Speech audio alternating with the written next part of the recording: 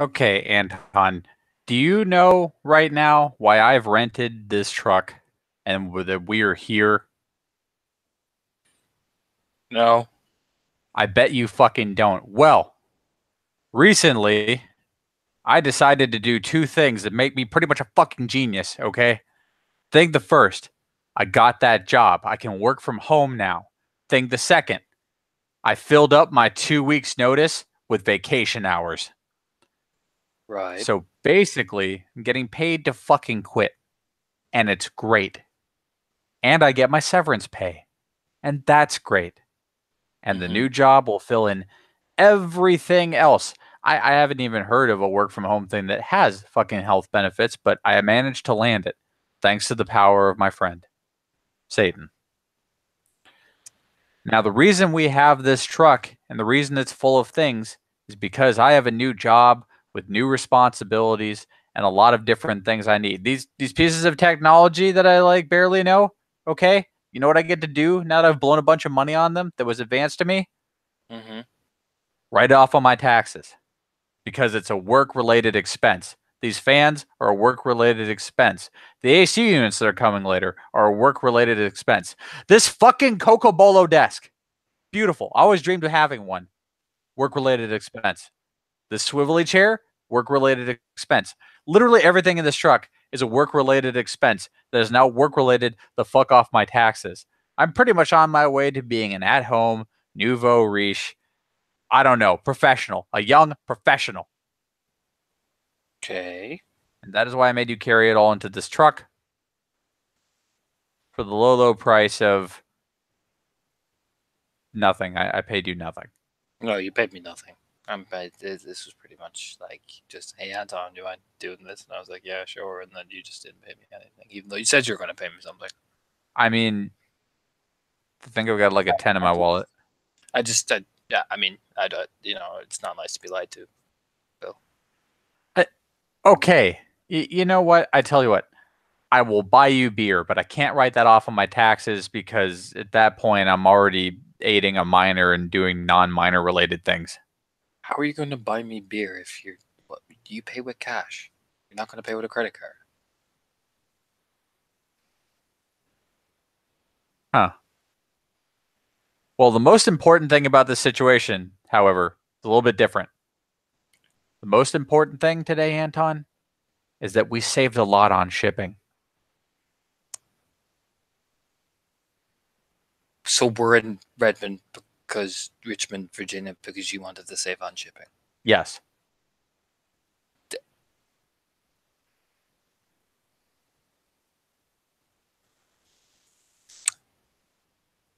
No, it's fine. Fine. That's completely fine. Now that this is all safe and locked up in this truck, let's get something to eat. Cool. Yeah. On me, like the robber barons of old, I will pay you, my laborer, in food mostly. Right. You just said you were gonna get me beer. We'll do that after. You keep changing the parameters of this. Look, drink is usually a part of the bargain, like food and drink. You keep changing the parameters of this, though. But I have altered the deal. Pray I do not alter it further. Wait, did you just quote Star Wars on me? Yes, I did. Head pokes out of the passenger seat window. That is how it works. That's how we moved. Then beer. Firm nods. Bless you, Heidi. Bless you. You're a treasure, Heidi. I know. And so she will happily clamber out of the cab of this truck because they are going somewhere with food. And so we begin our adventure in fucking Richmond, Virginia. A little out of place for at least 3 of these people.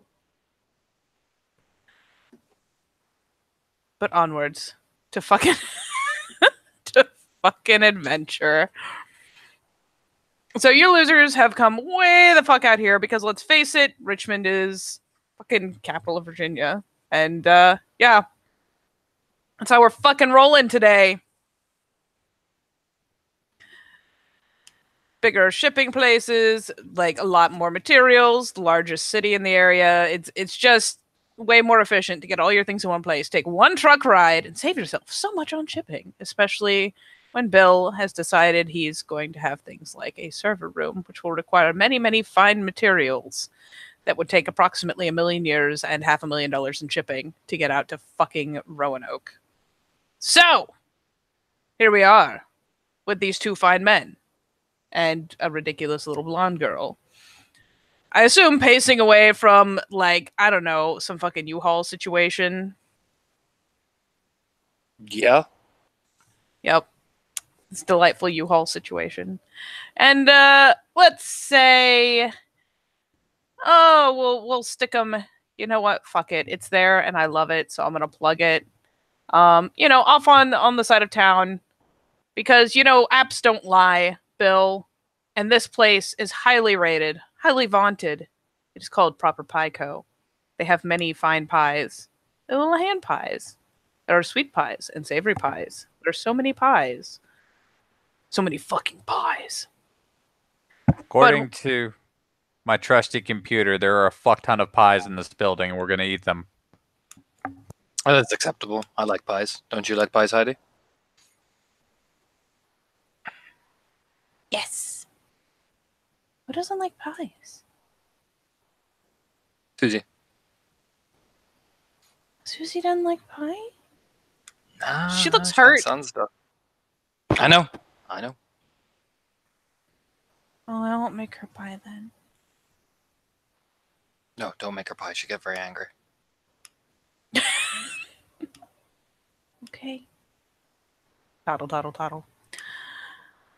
Meanwhile, only so far away, elsewhere in this big, beautiful city, there is one presumed, air-quoted, Jane. What's Jane up to today? Out on the streets, taking a walkie walk. Where's she walking? Indeed, she does exist within the city. One thing, of course, about getting up late and having a lie-in is that, yeah, you'd sleep like a fucking baby when you murder horrific golem-like things in a strange place. Either way, she's out and about, still about, what, 11 a.m., something like that. She's got plenty of time before she has to go to the hospital again. Plenty of time, it's fine, don't worry about it. So she's off and about, wandering the streets, her usual routine of getting the paper, have a look through it, wandering the streets. She makes probably a pit stop at some kind of like shop that sells food, because I can't think of any American fucking ones. You know what? I'm going to be that guy. You want to be that guy? I'm going to be that guy and be like, oh man, you got this newspaper and look, it's like a full page advertisement for Proper Pico. That shit looks delicious. And it's within walking distance. There's a coupon. There is a fucking coupon. Because, she looks at it like, checks her phone because she doesn't have a watch. Yeah, she got time. She can make that. It'd be nice to just have a wander around rather than these 3 streets. So she does. She takes the probably about 30-minute walk that it takes to get there. Yep. Or I mean, worst comes to worst, you can always hop a bus. She could, but she doesn't. Very well. So, therefore, in a fluke act of fate, totally fluke, not planned at all. Okay, it really wasn't actually planned. We will put all of these weirdos in one fucking place. And you know what that means. No lines. Because that is... You know what? Bill and Anton alone are kind of rocking the rage train just a little bit. Maybe on the lower end, but between the two of them, coming in, settling in, and admittedly enjoying many a fine pie. There's even like they got a little bar situation where you can just sit right there off to the one side. There's little tables, counters, and there's even like a little patio. They leave a bowl out full of water for people's dogs. People walk here with their dogs. But yeah, it means for once some people are deciding not to swing in today. You know, there's some sketch characters there, but it means that, you know what? No lines. Not really. And thus, we will put our friend Jane, quota mark, at the door. While Anton and Bill have more fucking hand-sized pies than they know what the fuck to do with, besides, you know, consume at a terrifying pace. These are really nice pies. Yeah. Bill. What? Eat it properly. We're out. What do you mean? I am eating it. It's covered all over your face. You're eating it like a savage. It is not like all over my face. It's not all over his face. And that is coming in the two people who've just been eating and kind of horridly exiting. Why? Who knows why? Who really cares why they're exiting so quickly, looking back? But they do kind of like Jane stumbles out the way and she comes in, does the usual city person look towards somebody who's not a city person, as she just sees this man kind of sat at a table with pie all over his face, just applying it to his mouth and just trying to catch whatever backdrop there is. Just the kind of like the one look, the look at Anton, the look at the girl sat next to them. Is she actually dressed like that? I have to ask. I mean, pretty much not the hat. Oh wait, does she have the hat today? No, we're not going to the capital city of Richmond, Virginia with the fucking hat on. We'll never be. Fine, she can't have the hat, but she does dress in a pretty, like, hippie boho style, yeah, straight up hippie look. There is the look that, you know, that you always see, that folk give the country folk, and it's just kind of like oh. Yeah, Anton's just kind of watching, then he sees that look, and he's like, leans over to Bill. See, now we look like dirty hippies, Bill. Oh, fuck off. We are dirty hippies. We're not dirty hippies. I resent that comment. I am not a dirty. We are the dirtiest and the hippest. Yeah, and you've just called Heidi dirty. Not you, Heidi. And as the conversation begins to talk between the three of them, that she could probably totally hear, she just, it only being a small shop, she makes her way slowly in. For us, what you guys see, she's not overly like well dressed or anything like that. She looks like the clothes have been recently washed out. She doesn't look like she's been dragged through a bush backwards or anything like that. But you can tell there's kind of like the obvious look of like exhaustion on her, for lack of a better term. She's not the cleanest of people, a little bit scruffy. She's good looking, you know. There's nothing doubt about that. But it's just that kind of like unorthodox kind of look about her. She goes up, gets to the counter, starts ordering food.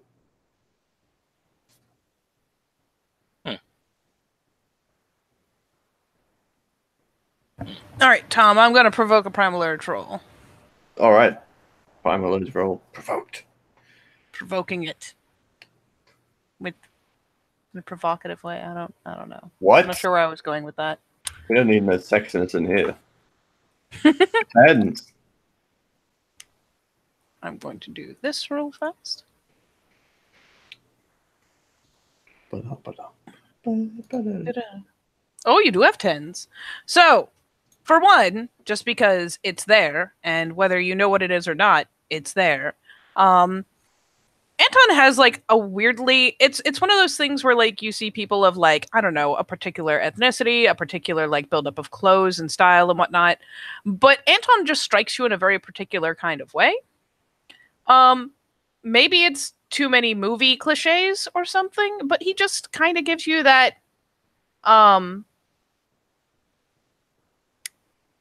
we'll say kind of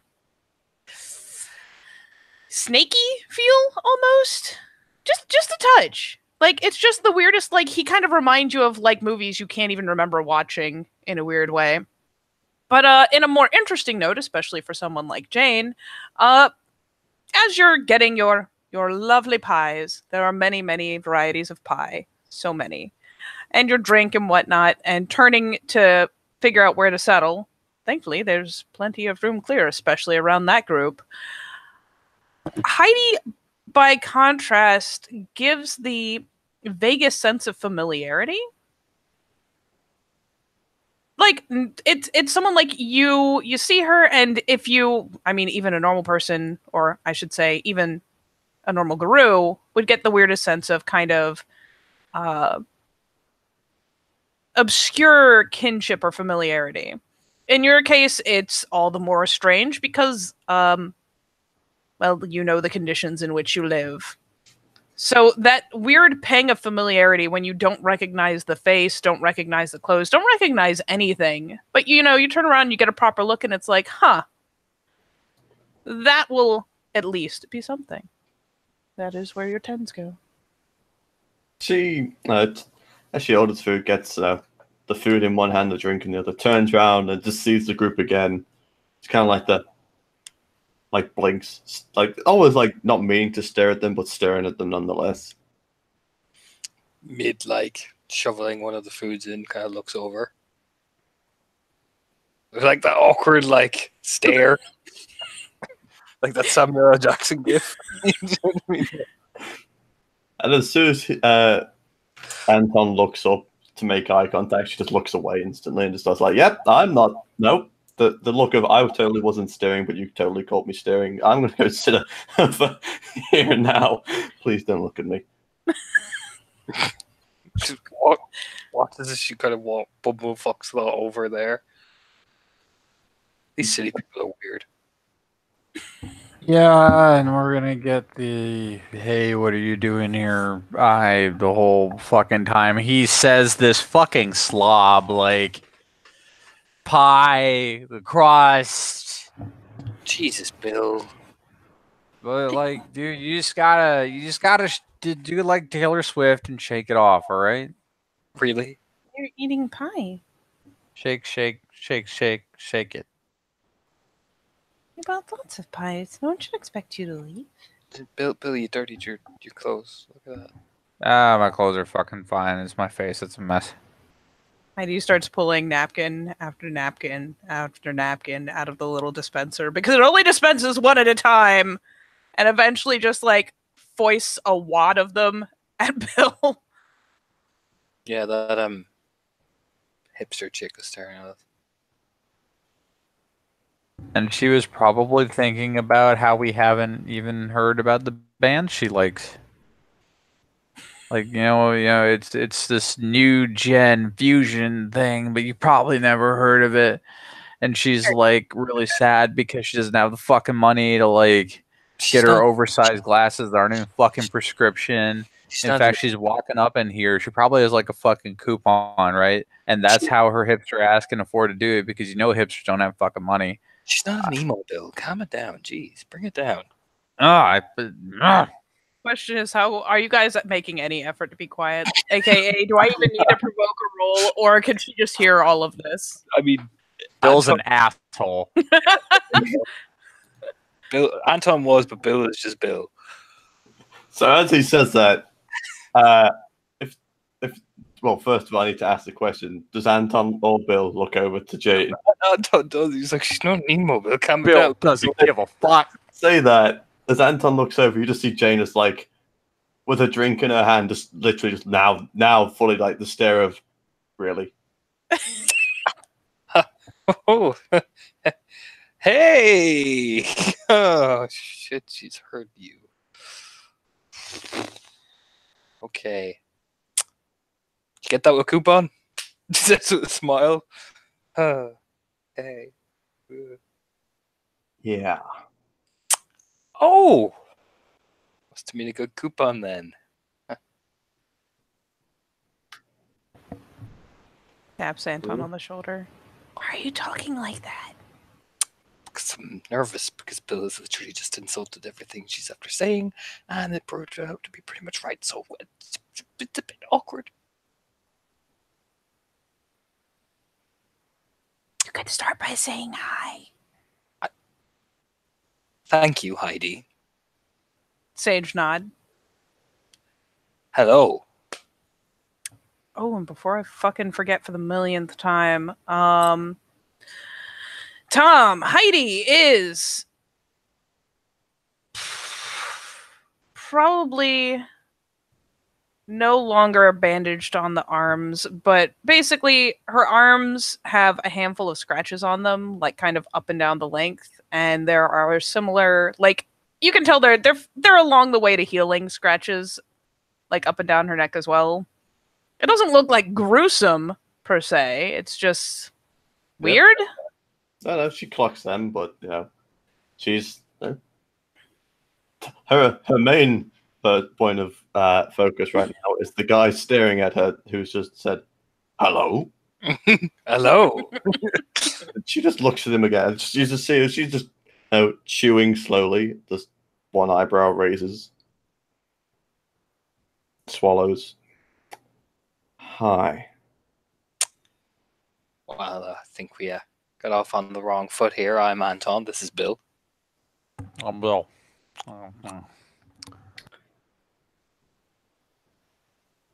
Right. This is Heidi. No, just Heidi. Say hello. There's the excited little wave. Hi.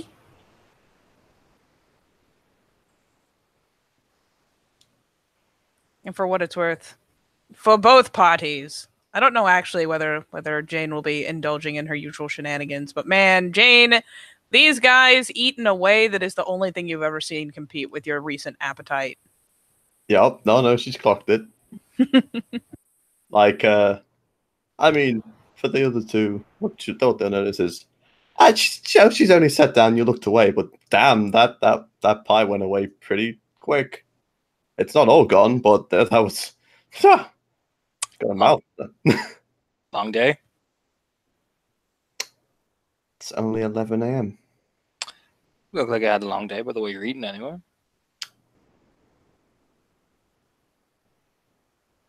Long night. Oh.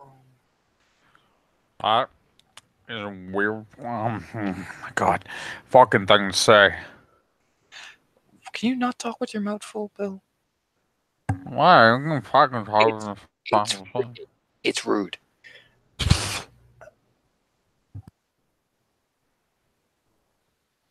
Sorry, my friend's an asshole. Right. I'm Jane. Jane. Nice to meet you, Jane. From Richmond? City itself. Oh, would you look at that? I don't mean to be rude, but just kind of looks at Bill, looks at I, looks at Anton. You guys from the country? What gave it away? The smell or the hippie dresses?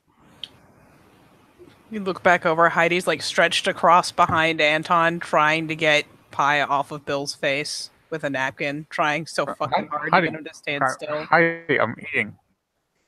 It's all over your face. It's fine. It's not actually a flavor saver. Sage nod.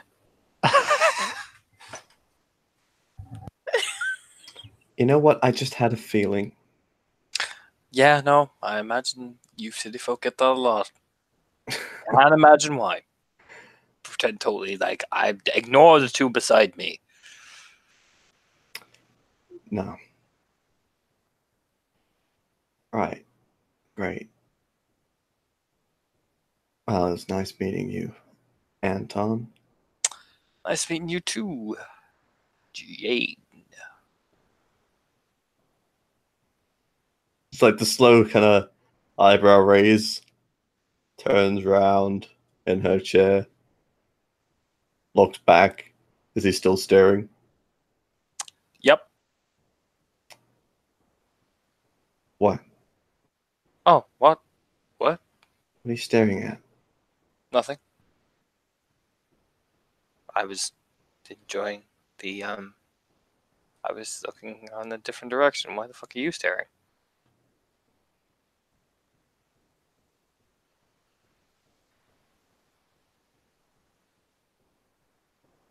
What? No, just you looked hungry. I am hungry. That's why I bought pie. What? But I'm in a pie shop. No, just don't mind me. I'm just eating. Jeez, calm it down. Whoa. Turns around, starts eating. After like 20 seconds, she slowly turns her head. Is he still staring? Yep.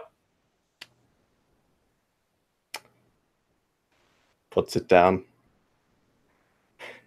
All right. Anton, Yes, Jane. you're staring. Yeah. Why? You're eating that thing like a fucking motor wagon. I'm hungry. Yeah. Bet. I might not. What is this weird obsession with food? Closes his eyes just internally like. Just, Bill no. makes this worse. See, Bill has discovered something, which is that he can't smoke inside. But Bill has also discovered technology. And so you almost think he's going to light one up, but it turns out the light on the end is blue. Are you fucking vaping? Yup. Oh, Bill. Fucking blows the vapor out of his nose like he's a dragon. You just hear the sound of a chair screeching on the floor as she starts to walk out. Oh. God fucking. That girl's weird. I mean, we're weird. Yeah, but weird. She's eating like we do. At the door, you just hear, I can still hear you. Walks out, shuts the door. He literally he's a fucking child. Jesus Christ, I don't understand that more. Are you seriously going to pursue some random woman out onto the block? You know how bad that is? Bill, I'm going to get a cigarette. All right, man. Because dealing with you is like dealing with a 5-year-old. He's walking towards the door. Didn't fucking hear all those complaints when I drove you halfway. Heidi just kind of blinks after Anton, looks down at Bill. She is the only person who I've ever seen eat as fast as you. Starts collecting up the wrappers from all the dead pies. The veritable graveyard. I mean, some people like eat a lot, man. Me and Anton both eat a lot. I know what you're driving at, but like, man, just got a brand new desk, Coco Bolo desk. I've been dreaming of that since I was like 18. It's okay. It's safe in the trunk. Yeah. All right. Just try to make sure he doesn't do anything too crazy, but don't you go wandering off either. There's the little head shake like I would never. All She right. goes and deposits the trash, giving Anton at least a little bit of headway. Okay. Comes outside, lights a cigarette, looks over to see where the fucking Jane is going off.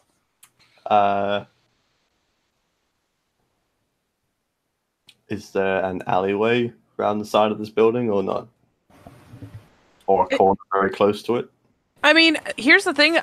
The proper Pico, like, you could go one direction and start heading back towards, like, city block style stuff.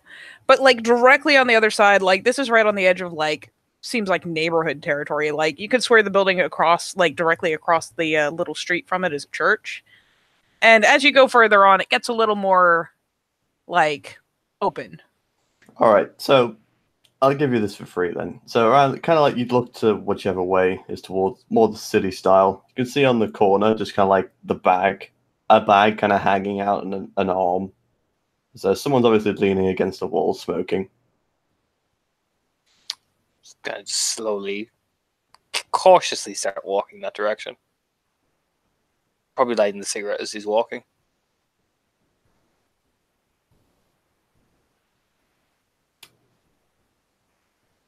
The closer you get, the more, hey, look, it is her.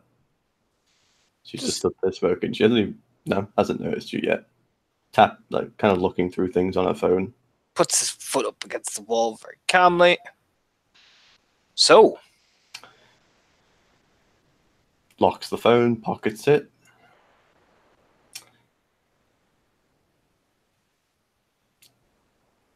You know, it's real creepy when you start following girls around streets.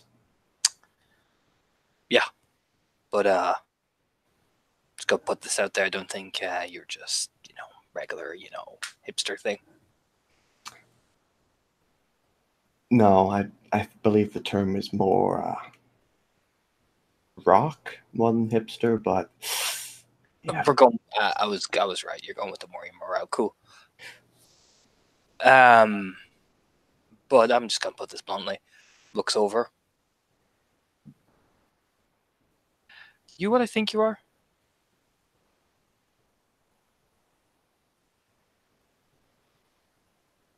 What? You mean looks around as it takes a drag. Shifting. Shifting? Yeah.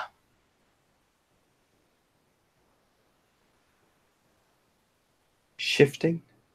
Mm-hmm. What, I look shifty to you? Is that it? No. Do you fuck it, how the fuck did you say this? Looking around as I was making sure there's nobody around. You grew.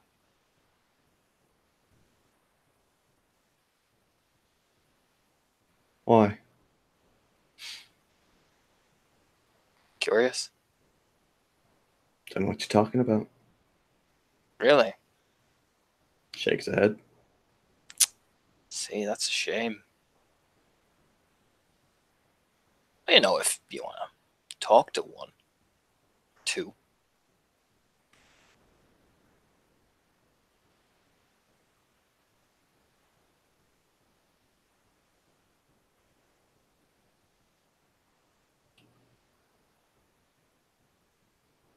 What is this, Anton? This is me saying hello to you. And obviously, we're one and the same. Me, you, and Bill over there. So, I'm guessing you're new. Right? Maybe. That's a yes.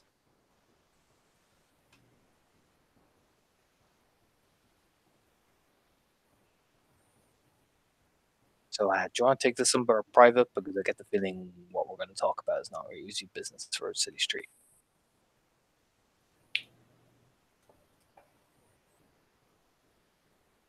She just kind of looks around. I mean, there's a mild traffic flow, nothing like really excessive. Like, again, you're kind of on the edge of town, so there's just less overall car traffic. There's the occasional person like down the way on the sidewalk, like walking their dog, doing their, I don't know, fucking 11 o'clock jog. Who knows why they're out there this weird ass time. But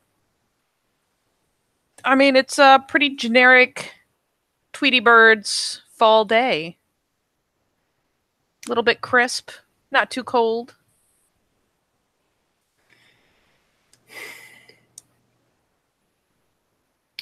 You know what? I quite like public. Oh. I'm Anton. Shadow Lord. Oh. A what? Oh, you don't know what they are? Okay, no, you're that new. Perfect. And you're calling me the hipster. Ah, you really don't know what they are. That's funny. Smiles.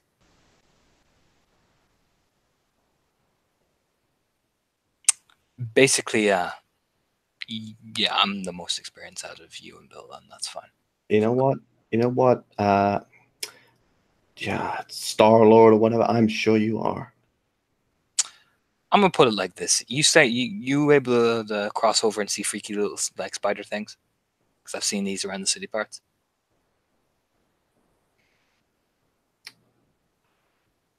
Yeah. Oh, you do.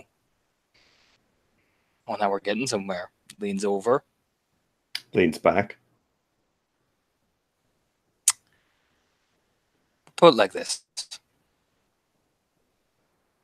me and Bill, particularly me, are probably your best shot at finding out more about what you are.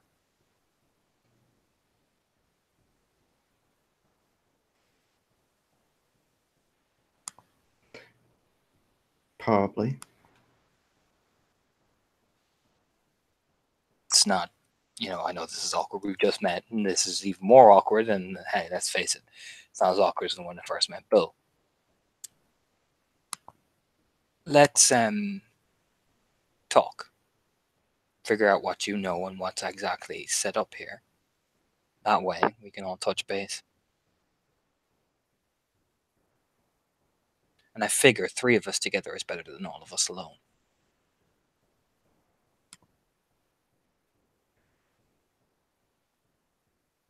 Because I take it you've seen the things out there yet, have you? Freaky little thing. I've seen enough. Yeah. It's better that we all work together. Now we can go around the corner to Bill and my friend Heidi, or you can walk off that way and learn to fend for yourself. I've been doing it a bit longer than you, and let me tell you, it's not easy. So, which is it going to be? Which is it going to be? Red pill or blue pill?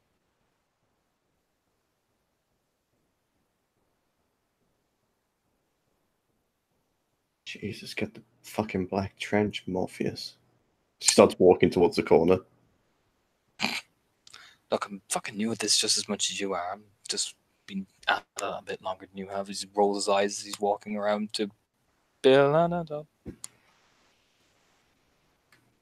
At some point, Bill probably lost faith in Heidi's ability not to get lost in the middle of the capital of Virginia. This is probably well founded because by the time he comes outside, Heidi is across the street petting someone's dog. Heidi, get back here! Look both ways across the street. I did look both ways. She finally, thanks the person whose dog she has been petting, and very pointedly takes a moment to look either direction before, just kind of, practically frolicking across the street. She's pretty high. Hey. You're gonna give me angina pectoris. What's that? Prelude to a heart attack. Okay. Let's go see how this disaster's playing out. Anton and Jane are walking down the street. Well, it's more Jane's walking down the street with Anton following. Yeah, the 2 of them are heading back. You walk to catch up with her, so he's walking beside her, essentially. Again, hands in the pocket, cigarette in his mouth.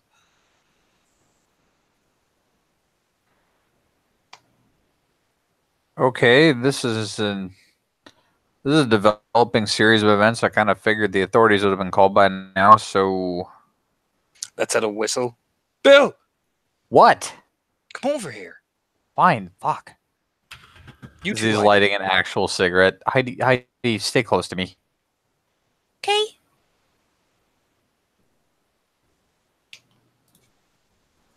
Okay, so... This is Jane. She is one of us. You're shitting me. Nope. How do you know that? How do you know that? Looks over. Just looks at him like, what? I know. She didn't want you to answer the right questions. I mean, yeah, but like... Just because somebody says something doesn't mean they are something. I mean, we can hardly make her ask her to do it in the middle of the fucking street. Okay, yeah, fine, but if we get fucking shot... We're not going to get shot. I'm just saying that if we exist, then the vaunted hunters of yore probably do too. Yeah, well, she's not one of them. I certainly fucking hope. So, the feeling I'm getting here is obviously we got Morpheus, now we got Neo and Trinity, or is this how this thing works? Or... You know what? If you can give me Keanu Reeves money, I'll take Keanu Reeves money. Lawrence Fishburne money would be pretty nice too. Oh, there you go. Yeah. That's it. Right, great. Wonderful. I get it. Just put his arm around Heidi casually. Okay, Actually, fuck, we just came across you. How messy was it? How messy was what? Your first time. Ah, That is a That's the that wrong is a question. choice of words. Anton like looks down like, "Whoo, that was first Okay, time so when shifting. First time blah. let's get the fuck out of here before I have to like sweet talk a fucking Hey, I pie was saying store that, but I was saying attendant. that. I was saying that, but she's like, I like public places. So she's starting from me. Okay, let's keep fucking. well, think about it. When two men, you have no idea, stare the fuck out of you in the shop and ask you to come with them. You were staring. Hey, look, yeah, no, we're not going there. Okay, Look, I have my reservations. I can tell. I wasn't questioning you. Thank you. Was a question you, dude. The first time that this shit happened to you, like how messy was it? Did you leave a trail of things that need to be dealt with? I don't know. Okay, I'll put it this way: when you finished blacking out, was there? It gets really low with this. There a bunch of corpses. I don't know.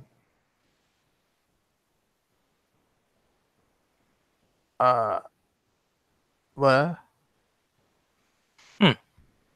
How do I mean- you? I mean, there wasn't with me either.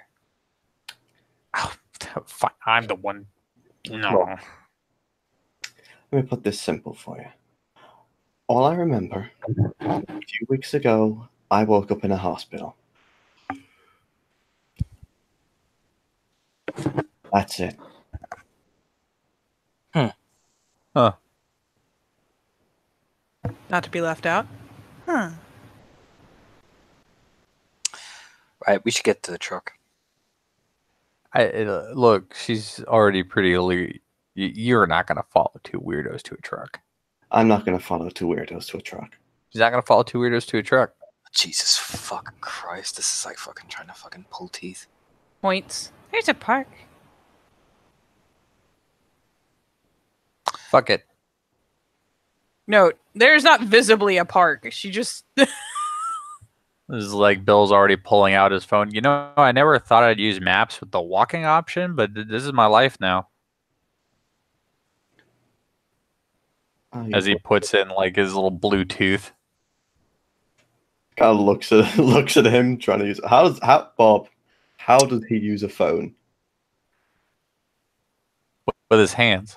Well, no, I mean, is it like fucking mashing, or is it just like? 'Cause He's when he trying not to crack the screen on this one. So she looks at him, just like raises an eyebrow, like, "Geez, you really are from the country." I don't fucking be like that. Okay, I now have Google's vaunted directions in my ear. Sweet. We are going to a park.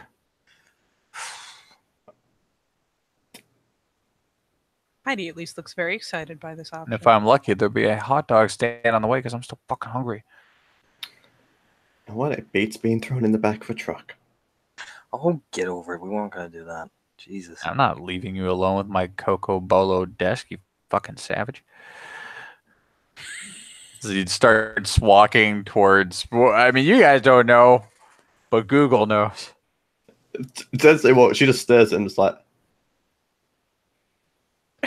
"What? Hey, coming or not, Dits? Jesus. Dits? Dits? Yeah, you heard me. Come on.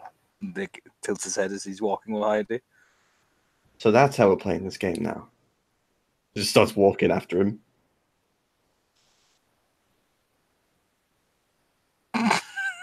Heidi proceeds to like lean back to talk over her / Anton's shoulder, like doing the, the hand up and the not whisper. I think they call each other mean things out of affection.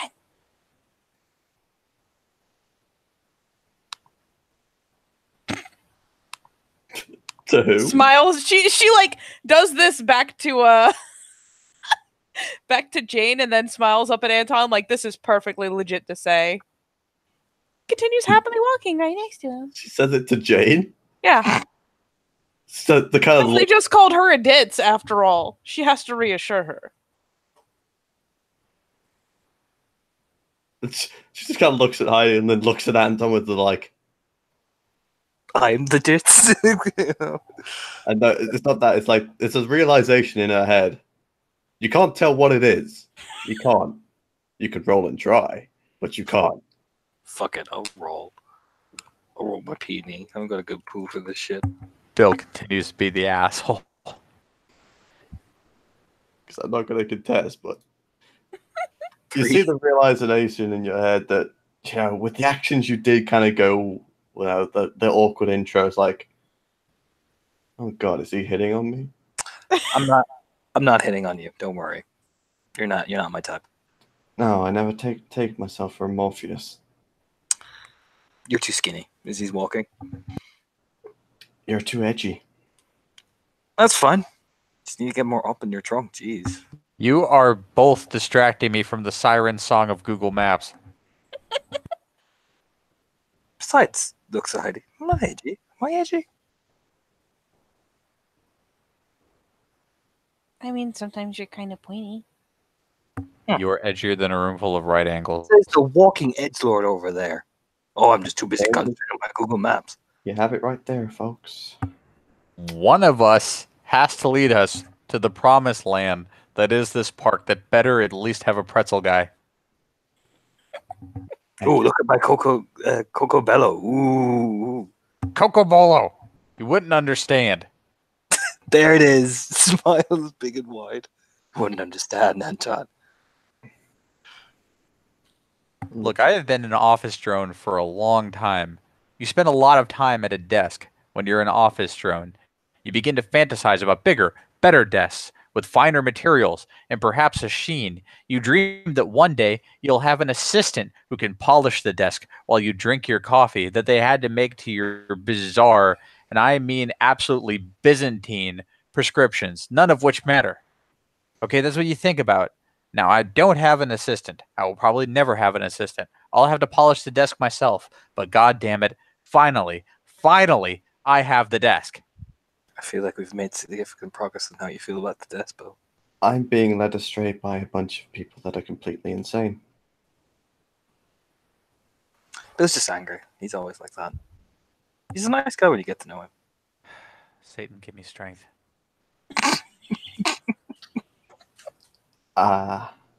He works in an office, man. I would never have guessed. They're all fucking nuts over there. That. You know what? I wouldn't know. We are at the park. Now I'm going to roll a perception alertness to look for food cat. The angriest Flutterlocks ever. He's the most comically enraged Philodox of all time. Do it. Roll for it. Okay. Find it. I am going to count detail oriented for this. He's looking for the details of the food stand. Like whether or not they have hot dogs. Oh my god, this is okay. 1, 2, 3, 4, 5, 6, 7, 8, 9, 10 successes. Tell me the secrets of this park's lands. 10 successes to find the hot dog stand. Oh boy. I just want you all to remember later when Bob's dying in combat. This is where all his successes went. What? All of them. His karma is forever shifted. 10 successes to find a fucking hot dog stand. Oh god. So this is Bob, you know Forest Hill Park? Like right up the over there? Yeah. It's kind of like that. It's pretty open. You can see exactly who's where. You at least can. You know where everyone is. Even where the trees start over there. You see those fuckers. But more importantly, better than a pretzel guy. Better than a hot dog stand. There's a food truck pulling up. And there's even a person or two who have gone to a point on the sidewalk that proves this is probably where this food truck is about to stop. It's one of them nice ones. Bill just starts heading in its direction and points towards our park's over there. I'll catch up. All right. Don't scare the food guy. I'm gonna scare the food guy.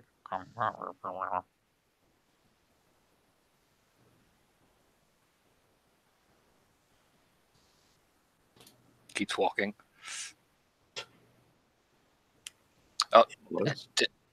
don't follow him, Ditz. He'll get really angry. Get sensitive when he eats.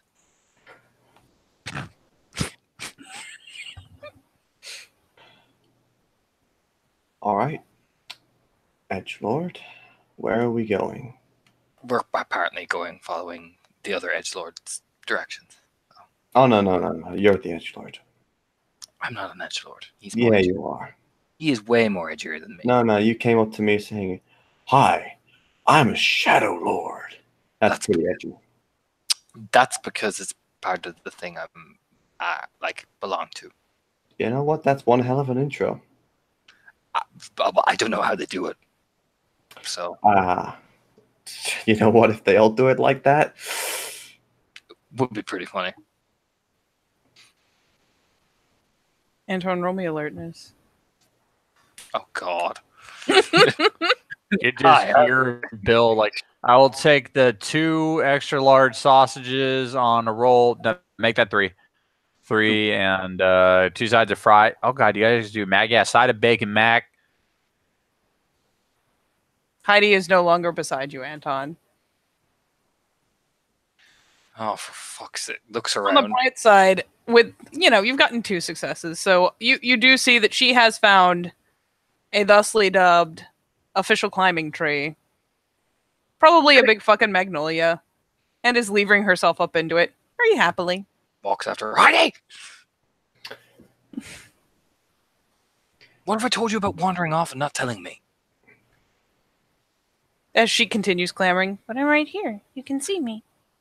But you're supposed to tell me where we go. Remember what happened with the snake? There's a pause in the climbing and a slight frown. Aren't snakes in a park? Just climb the bloody tree. Rubs his face like. I'll get the 5-pack of tacos. Yeah, I'll take the hot salsa. And is that like a? Oh, it's an entirely meat burrito. Yeah, I'm down for that. I totally And against the tree, then rubbing his face. yeah, that'll do. Yeah, no. Oh wait, you guys have like a large tray? That's awesome. Yeah, I'll take it in a large tray. All right, cool. so Morpheus. Yeah, Ditz. What's this chat we're having? Okay. So, you know what a guru is, right? You know that word. I've heard the word. Okay. Let me guess. The spirit things? Spiders. Ugh. What do you mean, I mean, they look pretty fucking freaky, alright? Jeez. What, spiders? Yeah! It's just a lot more aggressive than you planned. You know? It's like nearly 3 levels of rage aggressive. You know what? That's. It's like, yeah! You're like, whoa! It kind of looks at him and it's like, huh. So you don't like spiders? Wouldn't say that. Just that it's awesome shit related to spiders. These really, 8 legs, load of eyes, really set you off.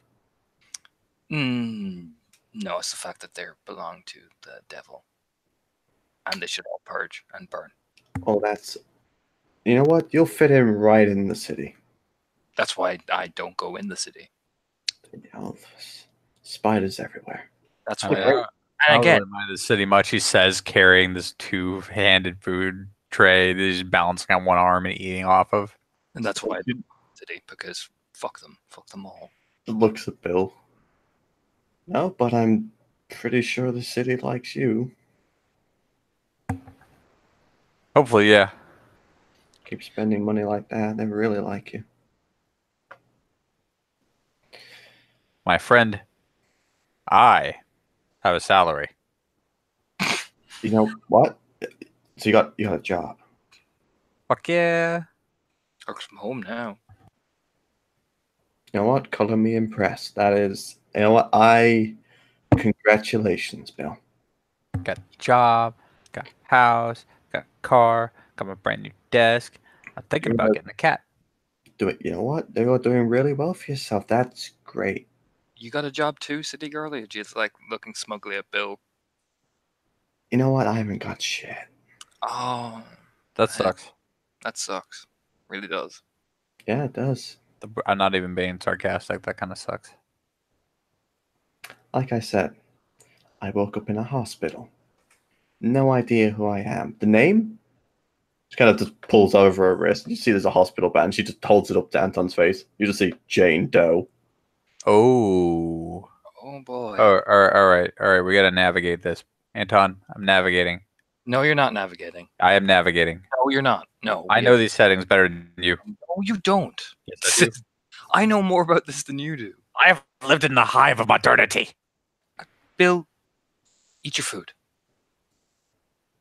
Nah. What is wrong with you people? I'm really angry like all the fucking time, and I'm actually having a lot of trouble coping, but the food helps. You know what? Yeah. That's cool. You know what? I can get that.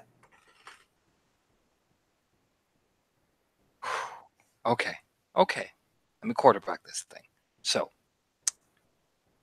all right, Jane. Jane. We'll just stick with Jane. It's kind of what I've been doing. Makes sense. Both of you. Well, we'll start with you first, since you're like the brand new newbie. You're a guru, right? Werewolf. That's basically what you are. Wolf. Yeah, I get that. You can shift to different types of forms. You done that yet? Yeah. Okay, that's good. We are called Guru, and we are, from what I understand, in a war. Yeah, we're guys warriors to fight the worm. Hey, Huh. better than you are, Bill. Fuck you, man. I pay taxes. Yeah. You'd be surprised how much spiders actually know. Fuck them. And I mean, yeah, no, I'm sure they're great. I learned from crows, so whatever. To each their own. But there are different, what they call tribes, right? That Right. sort of like gangs or groups, you know, that type of thing. Right. My tribe is called the Shadow Lords. Oh, that makes sense. Yeah. There are another tribe, like Pat's up at the tree where Heidi is. She's part of one. I don't know the name, but she's part of one. She's like Heidi. They're like related to us, like kin almost, if you get what I'm saying. They're not quite werewolves, but they are the people that recognize us and stuff. They don't get uncomfortable around us. You know what? That explains a lot. Mm-hmm. They're pretty. Yeah, there's another 2 or 3 that we have. So that whole, that whole country musk you got going on there is a little strong. Different people have different scents based on where they're from. And what like say for example, like because I'm a Shadow Lord, I have and parts of my family were Shadow Lord. I think it's like part of the genetics, you know? Right. And I'm assuming we being Guru, we can pick up on that. All right.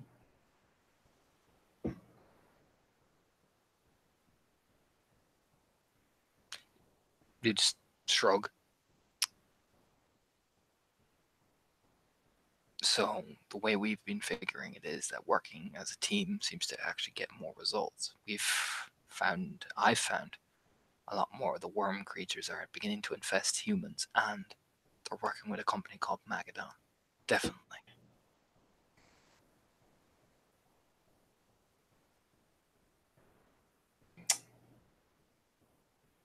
Right.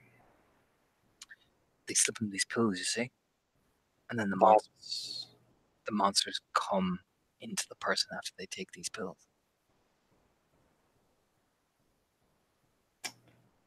You know what? That's entirely believable, but not my main focus right now. Well, let me put it like this way, Jane. So far, from this Magadon company, I've seen one give a woman a pill that made this big, huge spider creature. Not spider creature. It was like a biting fucking thing. Weird. And the second one was from a rehab clinic that basically turned somebody into this maniac. Went and randomly attacked people, and I think, if my suspicion is correct, shapeshifts. Takes people's identities.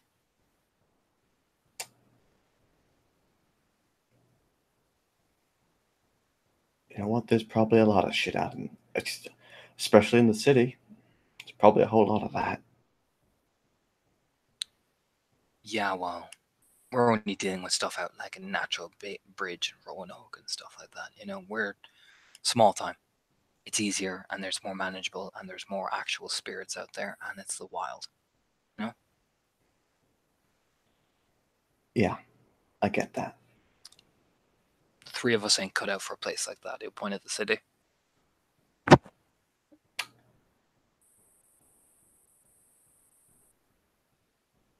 The three of us? We're gonna have to work together. I'm not leaving the city. You're also kind of up shit creek. How much money you got? As much as I found in my bag when I woke up. You got an apartment. I got a place. Is it an apartment or is it a SWAT? It's what is it? One of those youth homes, taking people that got nowhere else to go. Right. Well, Bill and I actually have a place that we're working on and actually developing that we can actually have people in. You also might want to make yourself scarce before the hospital decides it's time to bill you. True. Like I said, you got a paper trail. Actually, I don't, because I don't exist. Yeah, well, they're gonna still be looking for you. Look for me all they want. And once They they start, ain't gonna lead shit. and once something happens in a youth home where people are, you do realize if you get angry enough, you'll go into like this berserker state and kill everything inside. I didn't realize that. Yeah. You gotta be careful. Gotta be smart. I'm doing well so far. So far, on your own, yeah. And I've had to do things to cover my tracks, which you're not going to be proud of. Because you can't let them know about you. That's the whole point. And it's easier to survive when we're all together than just one person on our own. Right.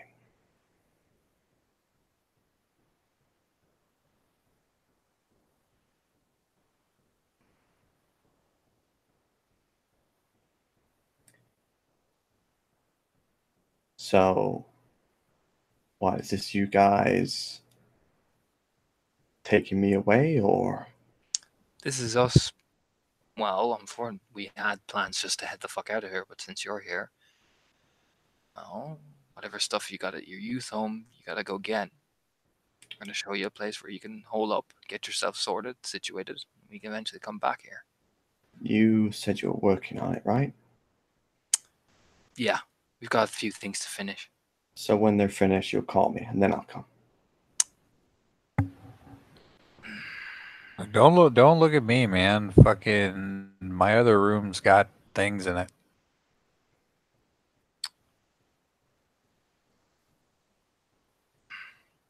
Leaving you on here on your own is stupid. I've got shit I need to do. We've all got shit we need to do. Exactly. And you're not that far away from here. You drive? I don't know. Well, we'll figure it out. But right now, you don't even know your real name. You've got a bit of wad of cash that you found in your purse that you're staying in a youth home that you could be likely kicked out of very, very quickly, especially when social services come asking, because they always do.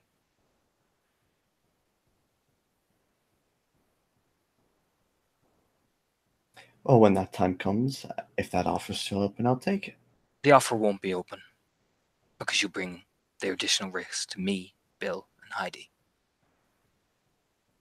Because we won't be able to afford to take it. This is cutting out the problem before it becomes a fucking problem. Right. No offense, Jane, but get the head out of your ass and start thinking.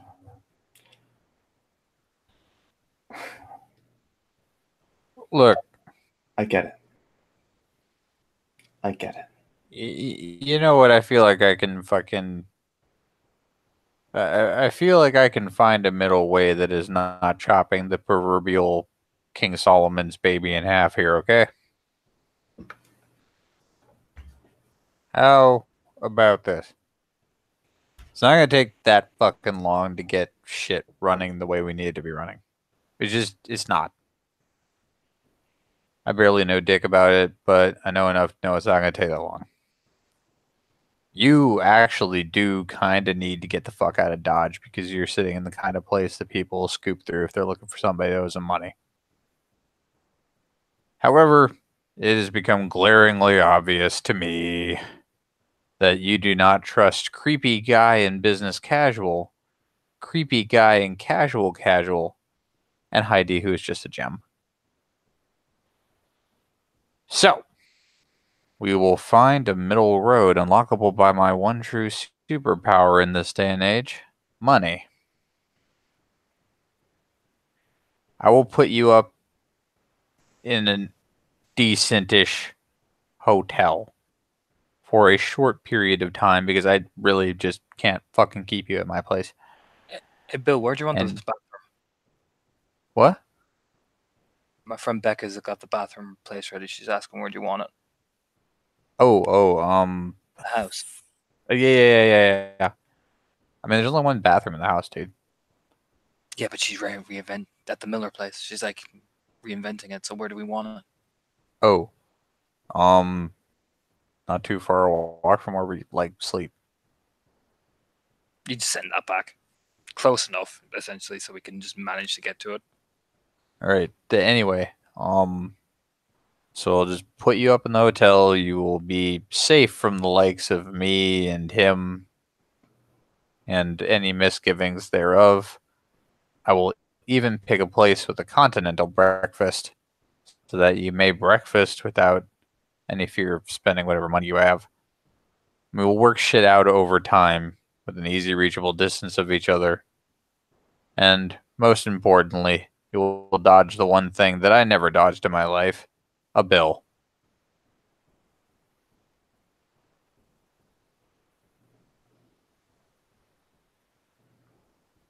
Sounds like a lot of fucking work when it shakes his head, leaning up against a tree.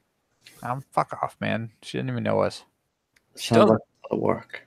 Sounds like a lot of work. A lot of needless work. All right, Anton, let me put this real straight for you. You got a family. Yeah, Do you like your family? I do. You got friends. Yeah, Like your friends? do. She just shrugs. I don't even know if I have that. Let me put it like this then. Jane stands up. I just murdered my dad. Whoa. Shut up, Bill. Oh, He's- fuck you. Starts walking forward. Why? Because he went to rehab and got infected with that worm thing. And I had to kill him. I took his head clean off with a garrote. It was fucking brutal. So I'm not telling you this because I like to kid around and joke and have a good old fucking time. And you can call me edgelord or what the fuck ever. I'm telling this to keep you alive. And this takes a lot of work for Bill to put you up in a hotel, pay for your food, when you can just take the chance. I found Bill, Bill found me. And before I found Bill, I was on my fucking own, having to cover up and lie every goddamn fucking day. Scared out of my fucking mind. Do you want to take that chance? Or do you want to dance around the subject and make fun of it?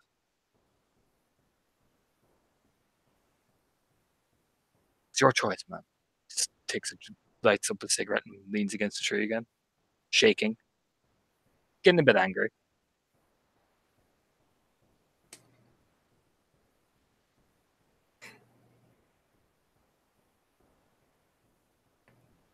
Don't have a choice, do I? You do. You can walk away. And then what? What happens if I walk away? You've already said.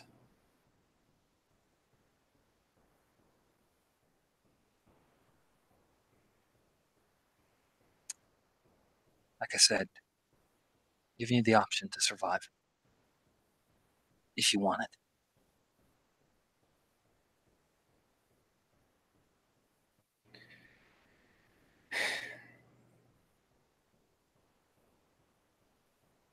All right.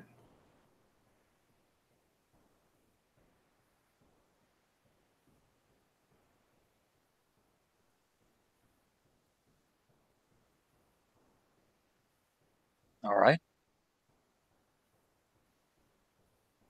She just nods. Where's your U place at? Couple blocks. All right.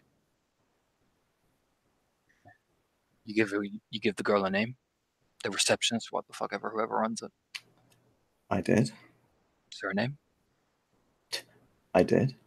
What's that surname? Doe. Indo. Okay. Looks over at Bill. You look the older one. Huh? Walk in with her. She goes to collect her stuff. Anybody asks any questions, you give the old, you're good at bullshitting. That is the thing I do, yes. You look older than me. I am older than you. I know you are, but that's the point. Why can't I just tell them I'm leaving? They'll ask questions. And they will get very little answers. They actually can't hold her against her will, dude. Okay. They've been good to me in there. Just keep an eye out anyway. Never know what these fucking places. Yeah. Yeah. I got an appointment at 3, so. All right. Well, then just An appointment for what?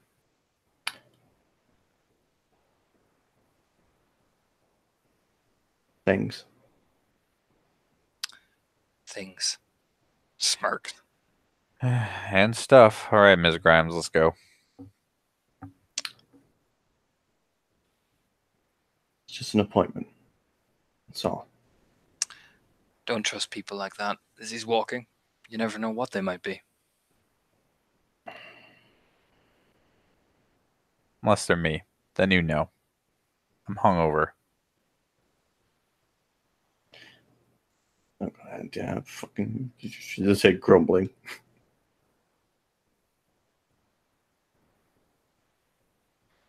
All right, let's go clear this out and deal with being in Richmond longer than I plan to be. So are y'all walking there? Yeah. Yeah, he'll blow a whistle for Heidi to come follow. And yeah, she does, like, with the whistle, you can hear movement. She has climbed really fucking high. It takes her a second to clamber back down, but she seems pretty apt, so. Soon enough, she is back, feet on the ground, glancing between the lot of them.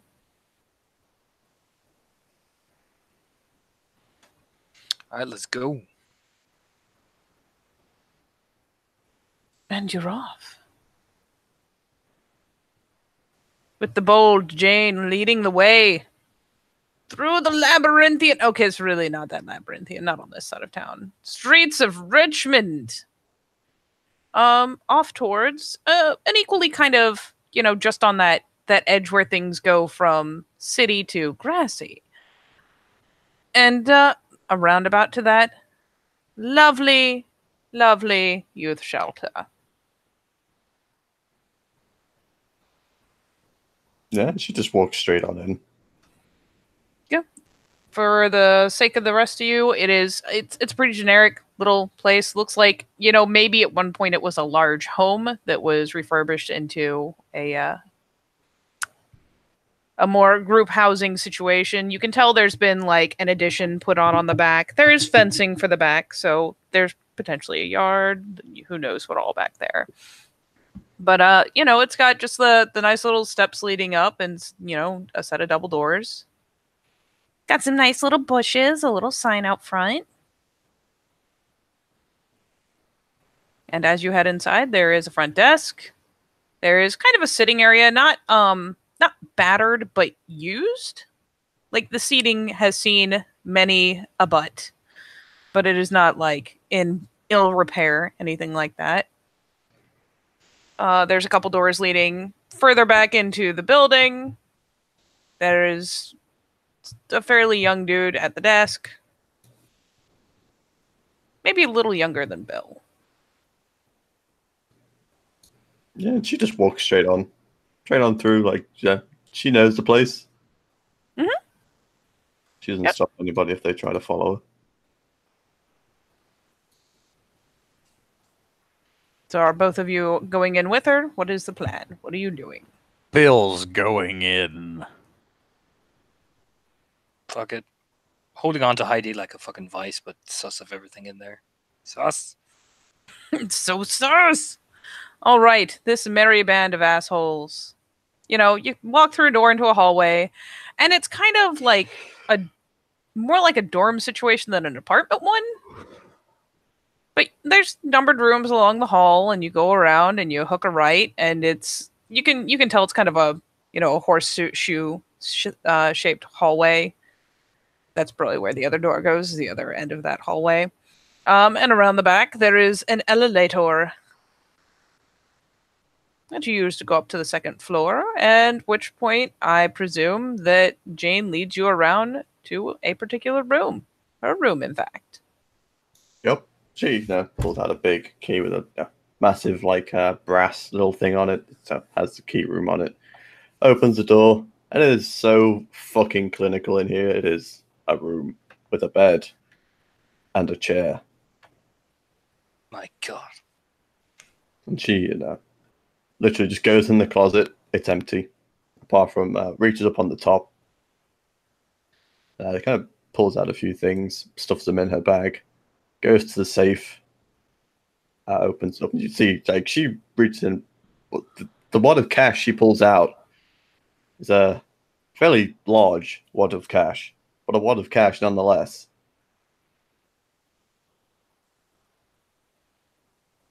Like a brick. Just stuffs that in her bag.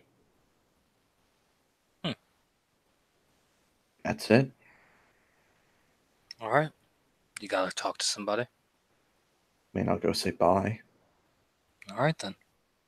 What about your appointment? Well, I would like to go to that because it might actually help with the whole memory thing.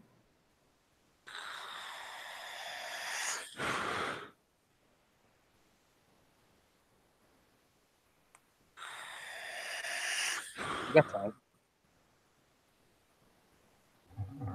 Bill shrugs. Like, that's his appointment.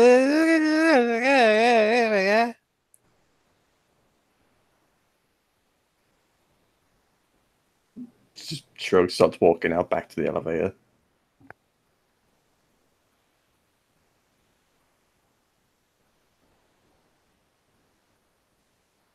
All the way back to the front desk.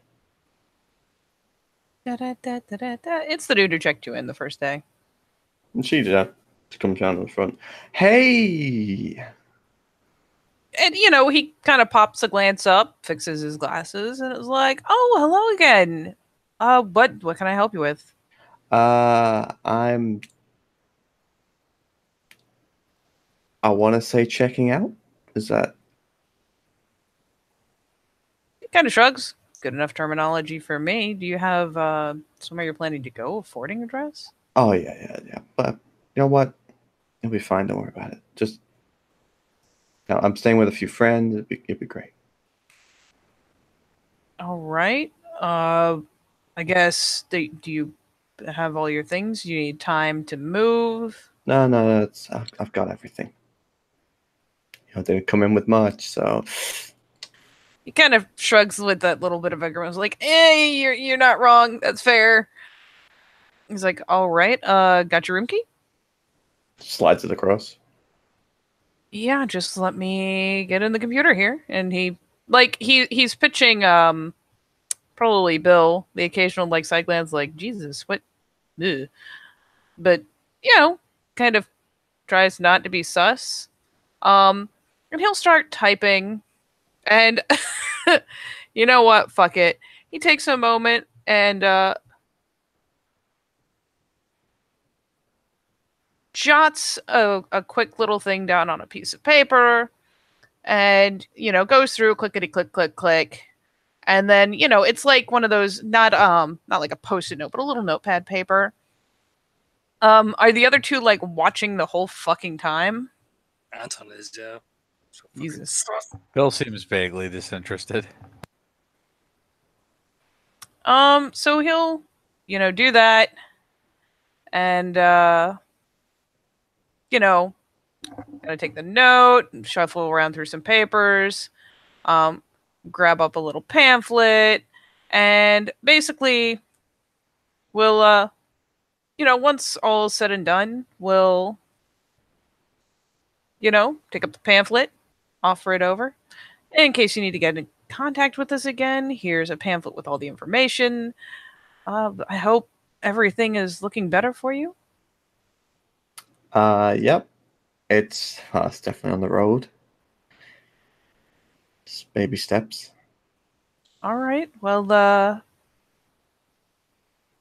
good luck. Did he give us something? Yeah, he like basically hands her a little pamphlet. Like, are you like opening or anything? Oh yeah. I mean, it looks like just the generic little pamphlet, like the one that led you there in the first place. I should just flick it because she saw he was messing with things, so she's kind of like, huh. There is a little folded paper in there. Kind of looks at it. It's basically handwritten on it is like, are you okay? Do I need to call the police? Because Bill has rage, and Anton's at rage 3 too. He looks at the paper. He flicks you kind of a concerned look as you're looking. There's a half a second where she's considering it. And then she looks at him and smiles. Oh, thank you very much. You know what? Everything's cool. Honestly, there's just... She leans over a bit where they can't see. What'd she say? She leans over. Uh-huh. I'll lean in. They're just friends. They're a bit weird. And he kind of just makes that, oh, face. I didn't want to say it out loud because, these country folks, they get offended real easy. And he finally, goes ahead and gives a little bit of a nod, stands up again. It's like, well, I guess good luck. We'll keep your number on record in case the hospital calls.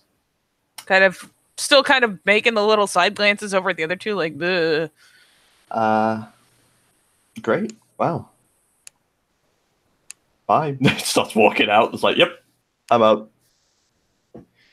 Yeah, I mean, yeah, he doesn't stop you. He just kind of gives that weak little wave of like, okay, please don't get axe murdered wave.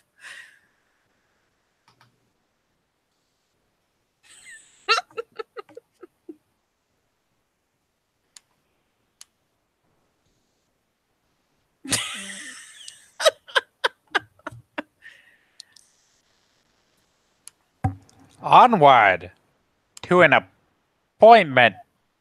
Yes. She go to the appointment. I was gonna say, are you guys gonna burn 2 hours so she can go to an appointment? Yep, we burned 2 hours getting more food. More food to feed the chasm that is Bill. What is this? There is so much side eye from Jane in those 2 hours, and she's just like, what? I don't even know what we do in the city for 2 hours, to be honest, with these three. And Heidi. Actually, I know the perfect thing. I know exactly what people can do to burn 90 minutes on average to 2 hours. Oh God, what? We're going to see a movie.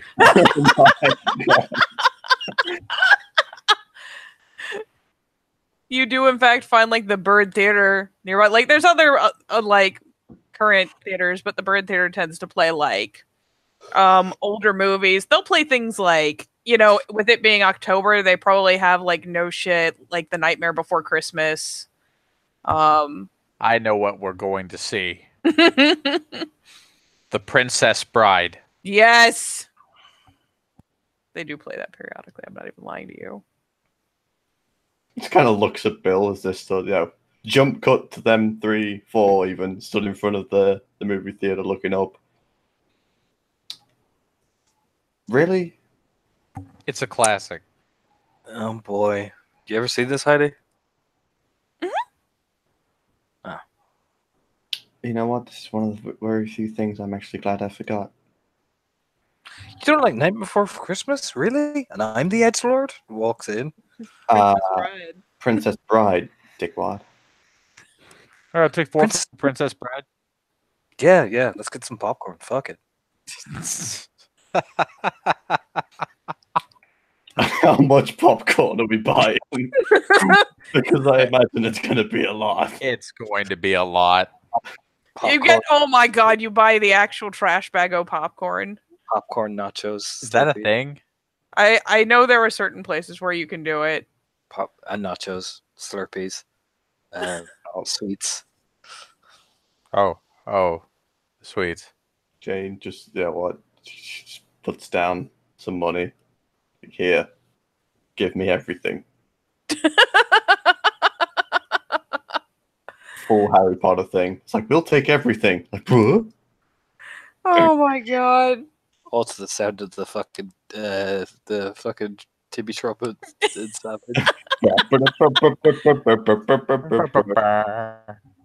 Oh my God, this is the most beautiful travesty. It's funny because Heidi, like, isn't even really that interested in eating a whole bunch. She just had pies. But she will lend her arms to the carrying process because candy, like, unless you're buying, like, a whole box of individual package size, like, this is a lot of little things to carry.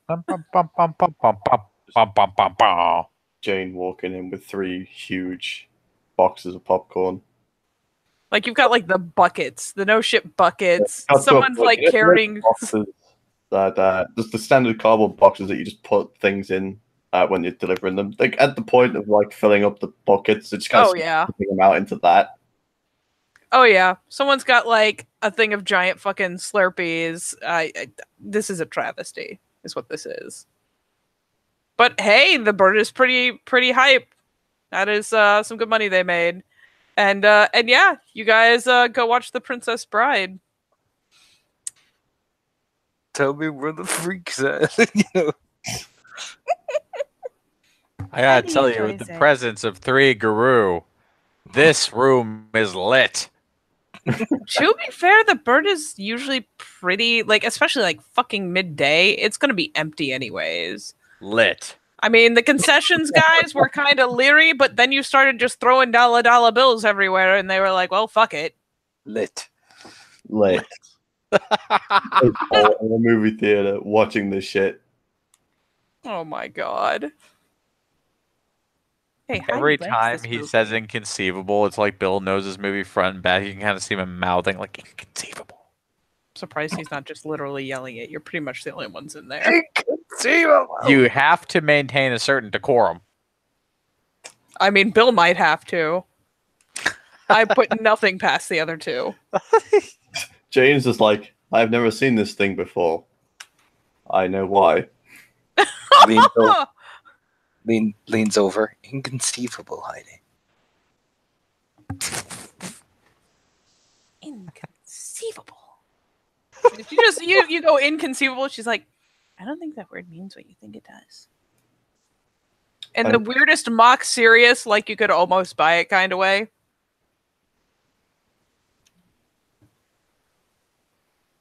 Just kind of stare from Jane as you 3 just like going inconceivable at each other. Just like, Yep.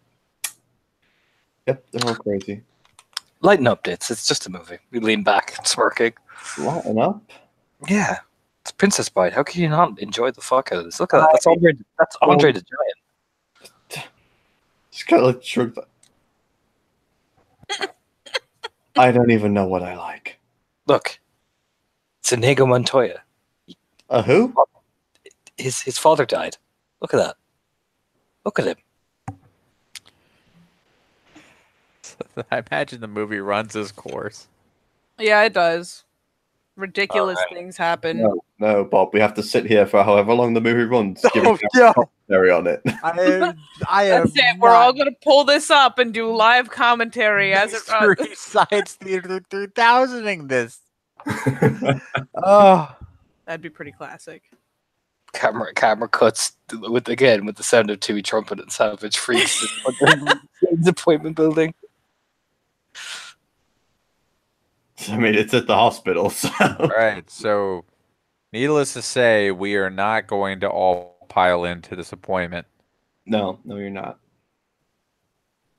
What's it, with a psychologist or something? Hmm? We look over at Jane. What's it, with a psychologist or something? Yeah, I think. Oh. Fucking no. Oh.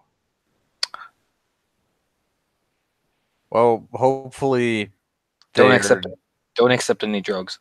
Yeah, and I we'll wouldn't just accept drugs. pray that you're not trapped in a room with a ninja If you are, we'll come in. to fight the ninja. Yeah. A ninja. Look, man, Yep. I gotta put it to you this way. With all the things I've been exposed to over the past like week and a half at this point, I am fully willing and able to believe that not only do ninjas exist, but that they live among us. Apparently, Bill, buddy old pal. Apparently, that I read somewhere in a book that they were vampires too as well. Vampire ninjas. Yep. This is what my psychologist is going to be. Yeah, just don't get killed by a vampire ninja. I got a whole lot of friends in the hospital that we're really good, so I think I should be fine. Just don't accept any drugs. I won't accept any drugs. That's the And first don't get killed by a vampire ninja. That's stupid. Just gets out the car. So Bill had to go cruising around again to the Timmy Trumpet and Savage Freaks driving around the city. Tell me where the freak's at.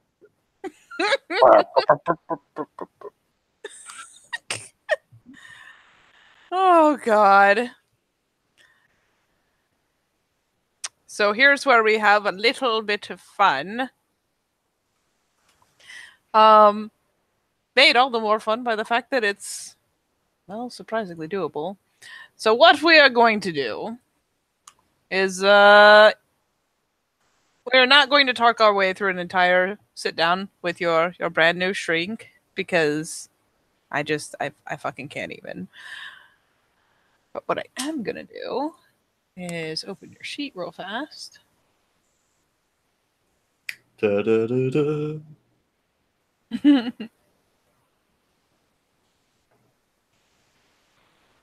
My shit. Yes.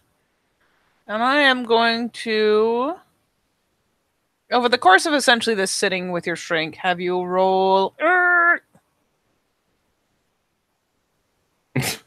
I'm angsting over what to have you roll.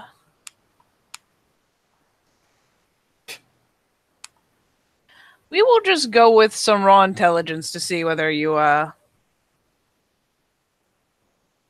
because I can't think of anything else to represent memory per se.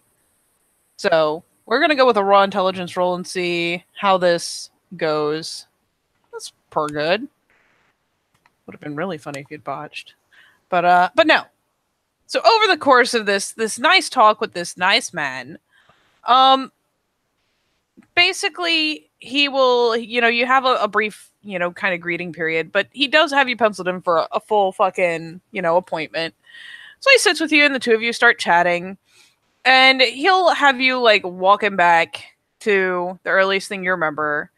And then he's going to try a couple things to see if he can provoke any sort of prior thought. what he will eventually do is not quite hypnotherapy or anything like that, because like that requires building up to. First session, that's a little intense. But he does like have you do some stuff where it's like, you lay down, you close your eyes, you do this, that, and the other. And the upsetting thing, though not upsetting enough that you're going to like sit bolt upright and scream because you didn't bodge. Sad face. But you will get some weird flashes essentially from immediately post frenzy. And these will be you'll suddenly very strikingly remember that alley. Not the original one where you found, or not the one where you found the tooth, but the place where you were found that just didn't strike any kind of note per se.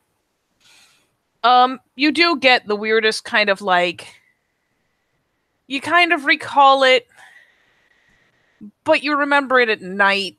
And I mean, you remember in a weird ambient way, like very removed from it, not very immediate up in your face, like in your nerves, but feeling pain.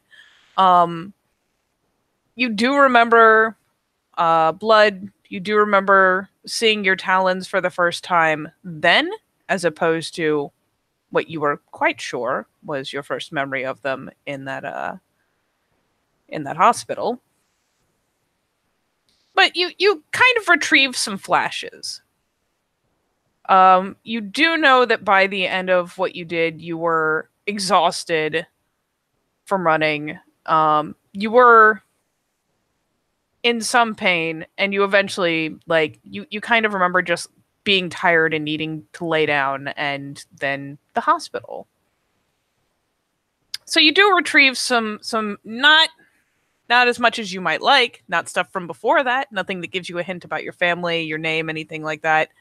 But you do get a couple vibrant flashes and feelings over the course of a series of exercises. That's wonderful. Now, what do you want me to roll to hide all of that? Because she's going to lie through her fucking teeth. Manip subterfuge. Beautiful. If you really want, I will. You know what? I will even let you use charisma subterfuge, because it's all just kind of continuing the same tone you've kept this whole time.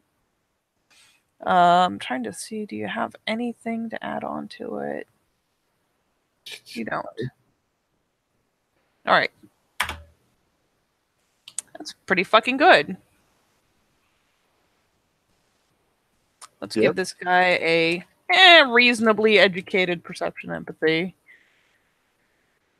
It's literally his job, but he's still just people. It is close. It is very close. But you managed to keep all of that very tidily under your hat and be like, man, I'm not getting anything. It's a real shame. And, for what it's worth, he seems not surprised per se. It's very rare. He keeps saying over and over that these things will work on the first try. These methods don't always work. It depends on the kind of trauma. It depends on whether there was, damage, et cetera, et cetera, et cetera. But all in all, he, by the end of your session, is going, oh, well, do you want to set up another appointment? Maybe we can try something else next time and that'll work. But, it's just kind of apologizing that you didn't make more progress. She'll go through 16, like, making all the, like, let's try again next time. All the shit you'd expect. Yeah, and it's basically you would be sent down to the desk to make a new appointment. Makes the appointment whenever it is, whatever. Yeah, they've got my contact information. And is the car still out in the car park, or they come back? All she hears is the burr, the full volume. All right. So for those in the car, you see the doors open. You see Jane walking out. She's got a smile on her face, like, yeah. That drops instantly. And she almost goes pale white as she's walking out. It's like, oh my god. You see that, Bill? Starts walking to the car. What am I seeing? Like, look at her. That looks like she's found Wormtail. Oh, for the love of God. Oh, pulls up the car, like rolls it up to her very casually. gets in, shuts the door. You good? Yeah, no, yeah. I'm fantastic. What did you see? Wasn't a vampire ninja. No, none of that. So it was fine. He was good. Did he smell funny? What? Can you look over, like, actually quite seriously? One of the things we can do is we can sense the worm. No. He was fine. You sure? Yes, I'm sure. Have you checked? Yeah. Do I even need to roll the fucking lie?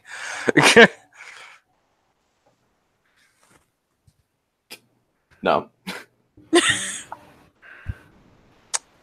You should check next time. Well, next time I will. But for now, I'm driving, and I think everybody knows what that means.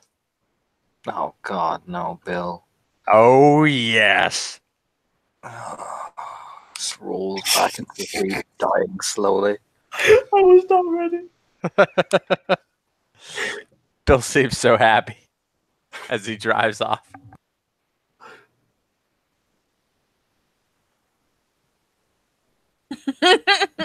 And Jane is just like completely silent. Totally fine. Yeah. So where is everyone else seated? Is Anton taking shotgun, or is he sitting in the back with Heidi? Sitting in the back with Heidi, dying.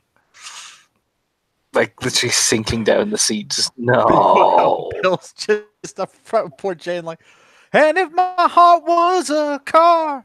We just sing along with it. For what it's worth, Heidi reassures Anton with many pats and finally produces her shuffle and offers it. Shoves it in immediately.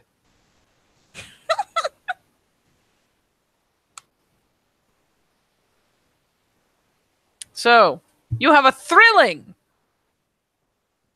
2-ish hour ride, maybe 3, from Richmond out to, I want to say 2-ish, out to Natural Bridge, listening to Bill's... It turns out that Bill pretty much has the entirety of the old 97's discography on his phone. No. while Anton wails in pain and suffering. But yeah, you have a nice 2 hours of Bill's choice in music. Heading back out to Natural Bridge. Where are you guys going? Oh. To the mobile command center. To the Batcave? Was a car. Yeah, to the Batcave. We're totally going to the Batcave. All right. So for Jane's sake, the property is much more overgrown. I need to turn this music off. I'm fucking dying. Okay.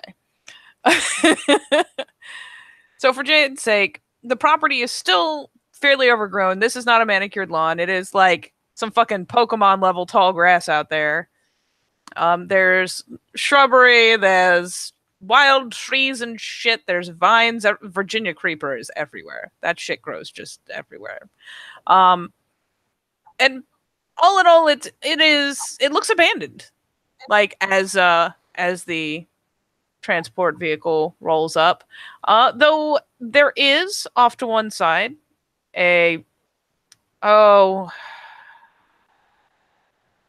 probably kind of a rough looking car, like looks fairly patched.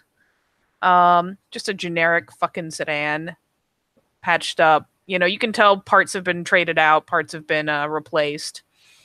Parked off to one side. The building itself is massive. It is old as fuck. But there she stands. The Batcave. One of the front doors is open. And, you know what? We'll say there's some, oh, fuck it. We'll go kind of classic with it. When you guys all start hopping out of the car, you can hear Rammstein blaring from inside the house. It's Bill's turn to be like, no. He just kind of steps out the car, looks around. This is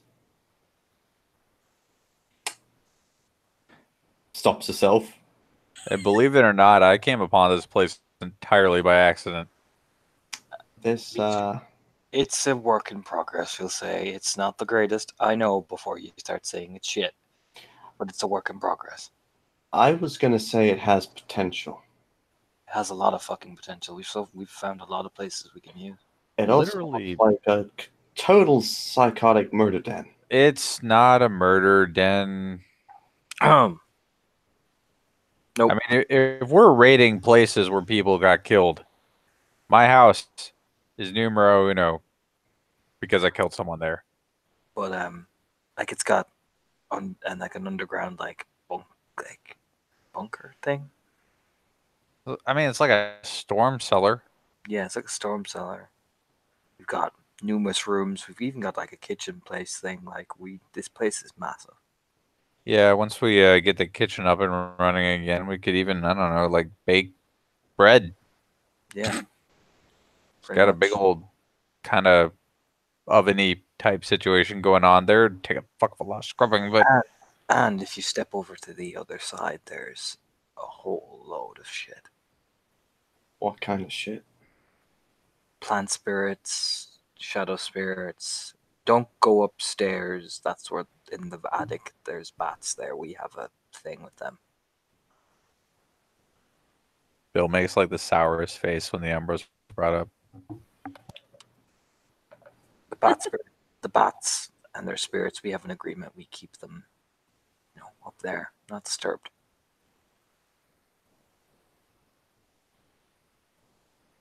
For what it's worth, as the big old truck pulls up and stops, and as y'all are talking, Heidi, pops out of the back and just scampers inside, like as if this is perfectly normal coming home for her, at least. She doesn't bother to even close the door behind her.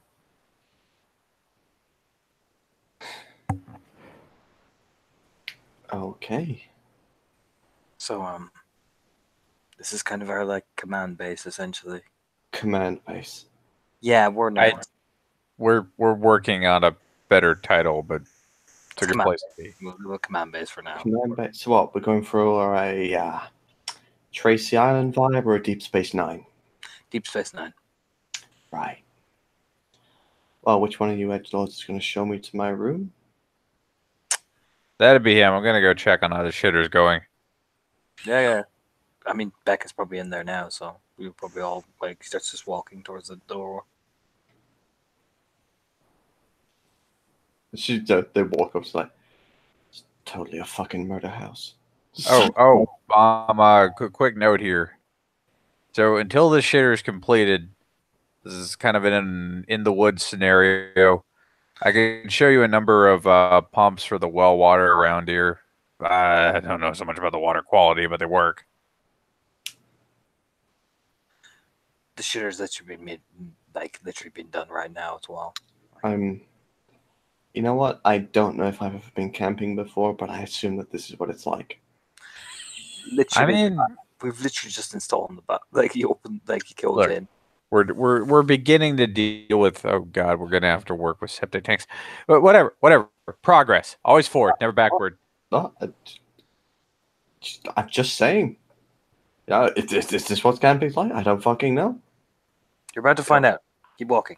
It's like I don't know. It's I have no basis to go off, guys. Look, man, it's just how shit is. All right, like think less camping and more historical reenactment. I don't. Just come on.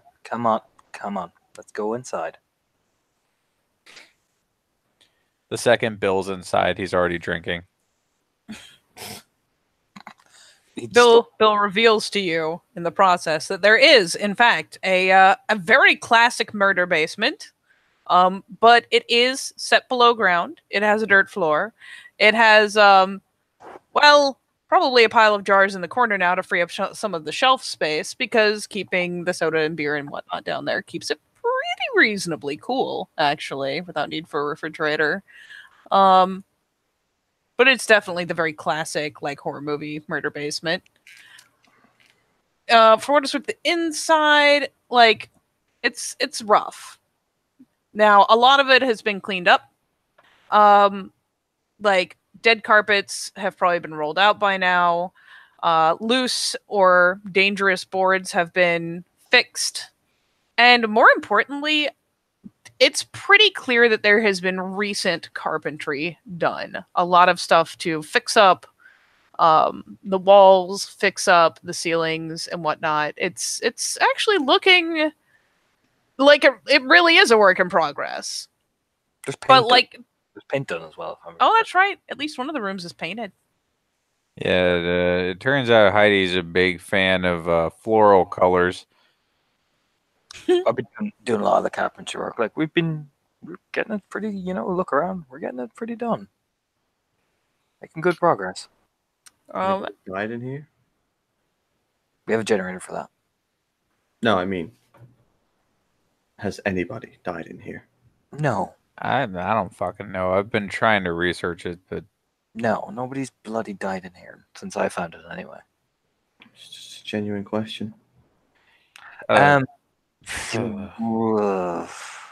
Look, I can't speak for the past. Like I said, I've been spending a lot of plays. I'm going to get back to my weird shit research sooner rather than later. But at least since this guy has been around, nobody's died near. Yeah. Huh. Just kind of walks around. It's like almost like amazed by this place, just walking around it. You just again, as she's wandering, looks around for Becca. Yep. For Jane, the place is old. Like, there are points where you could tell that sunlight had come in and has flat bleached the wallpaper almost white. But if you get close and you study it, you can see, like, you can actually see kind of the texture more than you can see the color. But, like, this place used to be really, really nice. The furniture is obviously old. Some of it is dry rotted. There is a massive framed mirror on one of the walls. There's a lot of shit left behind. And in some of the rooms, it's been kind of either cleared off or moved to the side or cleaned up. There's a very large fireplace, because this is old enough that, I mean, you can tell there's no HVAC in this bitch. But the music is coming from what's the word? Like the landing, the overlook upstairs, because there's the big old classic winding staircase. And up top there is it looks like one of those portable Bluetooth speakers blaring Rammstein through the building. As you're coming in, there is thumping and bumping upstairs. As you're exploring, you'll find, one of the rooms has been recently painted. One of the rooms actually has a brand new fucking bed in it. And Heidi is in there. There's a handful of, like, personal belongings, like a duffel or two stuffed under the bed. And, I mean, there may or may not be small cans of more floral colored paints, and Heidi may or may not be just painting designs on the wall for funsies. But all in all, it's a remarkably, old and dilapidated if you want to look at it that way, but it's also just this intensely old and historical building. There are little bits and things you're seeing that, in fact, give me an investigation if you're just kind of nosing around like people do.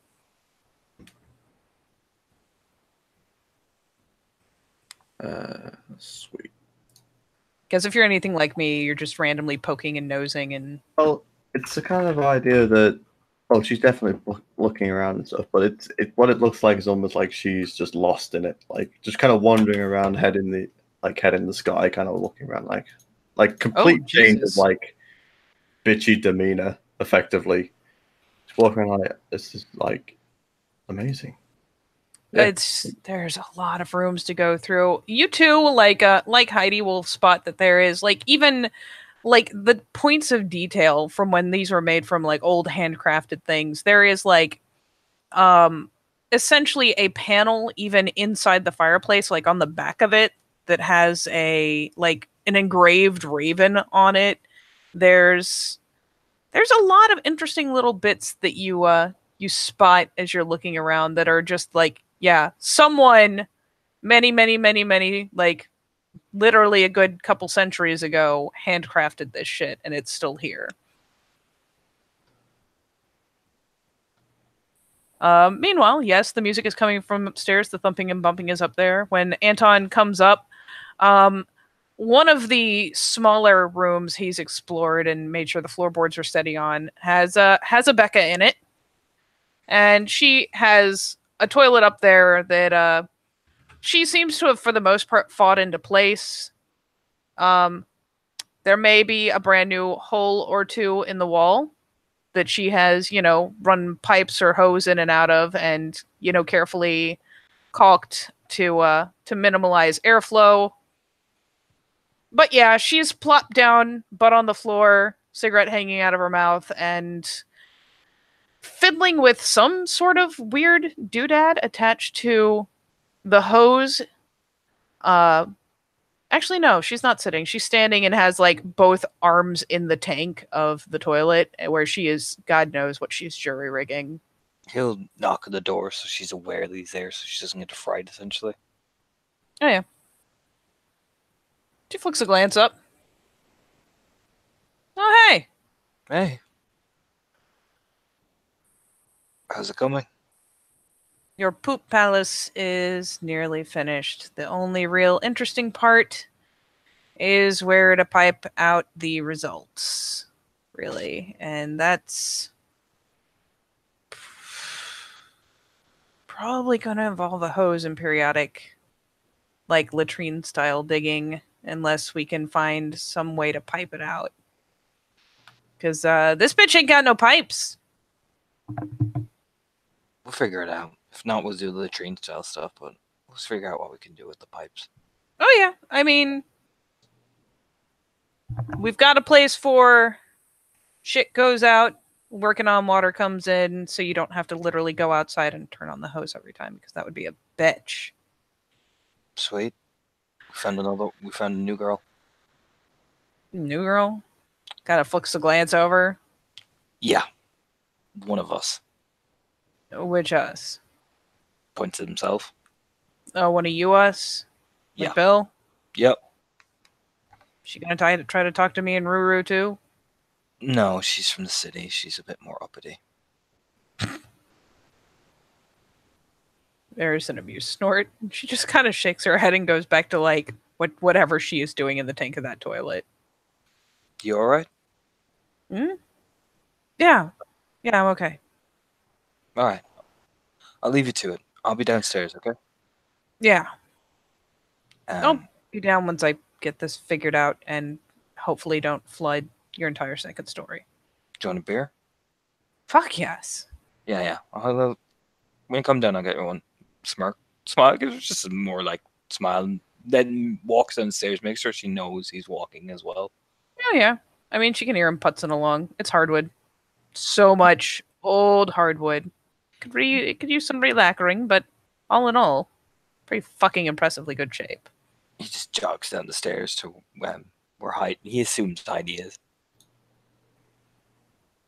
And yeah, like I said, Heidi is down in the whichever room it is that you have stuffed your new bed.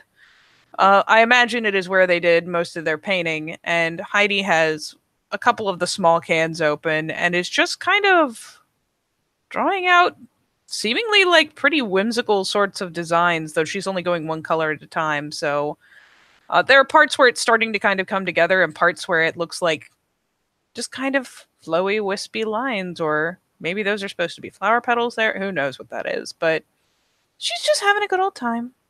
Is Jane in there as well? Or Yeah, she's kind of made her way around the house and shit. And you know what she's about? Just coming in there, walking, backpedaling in, looking up at the ceilings, completely lost in her own little world almost. all right, this is one of the bedrooms you have. Heidi and me are using it currently. What I'm gonna do is I'm gonna go down to the IKEA place, get you a proper bed, set you up in one of the rooms. I have the money. It's fine.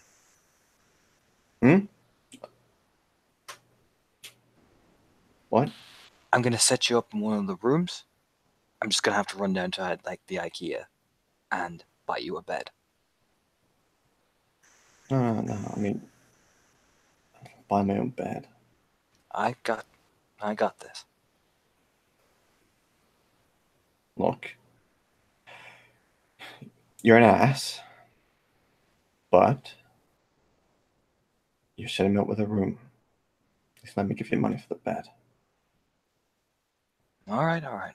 Um, we'll probably be painting around there as well. So, like, don't mind us if we have to come in during the day if that's an issue. As long as you knock. We'll knock. If you want, you can paint it yourself. We'll get you the paint. It's kind of like the helpless shrug of like, eh. Bathroom is currently being stuffed. We're just trying to figure out now the semantics. It's nearly done. You're gonna meet Becca. She is like Heidi. Just looks at Heidi. She's like one of those kin I was telling you about. Oh, yeah. Yep, Heidi gives a little wave.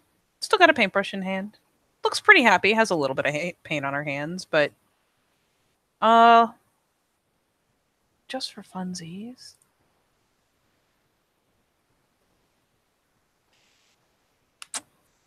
You know what? We'll save that. So yeah, just gives a little wave. And again, it's kind of striking. It's that weird sense of I feel like I kind of know you, but I don't know you familiarity. And because I failed to mention it earlier, and I figure I'll put it out with voice. She definitely has a little bit of a Nordic look about her, and is probably accompanied by like kind of, I don't know, the scent of kind of crisp air, etc. Whereas Anton has his own kind of shadow lordy vibe going, though you can't put a finger on it necessarily. The kind of Balkan Eastern European from what everyone's described Shadow Burger smelling like. Quick question, because it is semi-important. Has Mhm. Anton tried to smell, or Bill tried to smell Jane at all? Not yet. They're Oh. kind of more. He'll You- probably take a sniff, but not at the minute. Not yet. They were kind of so focused. All right, I have to ask. But yeah, no, she just nods. He'll kind of won't pull Jane aside, but he'll kind of walk like gesturing out. So Heidi's still painting.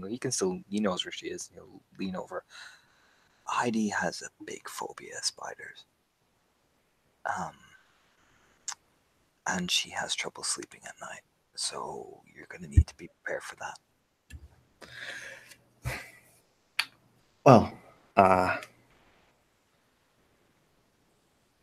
I also have trouble sleeping at night.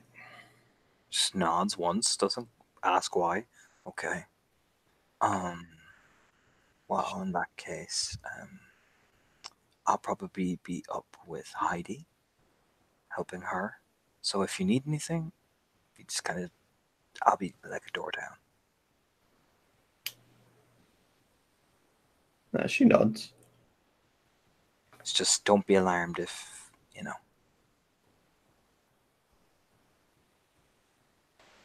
It's just how she is at the minute. She's still getting over some of the stuff that happened. No. Yeah, everybody got their own shit. Yeah. So that's No, if you need anything, I'll be like a door down with her, helping her. Thanks. It's no problem. Okay. So it's a 2-hour drive from Richmond to here. So I imagine what the first thing you're going to need to do is see if you can drive.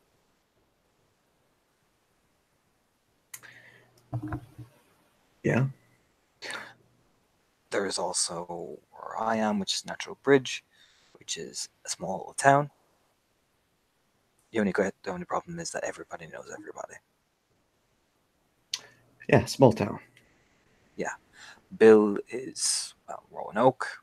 Similar problem.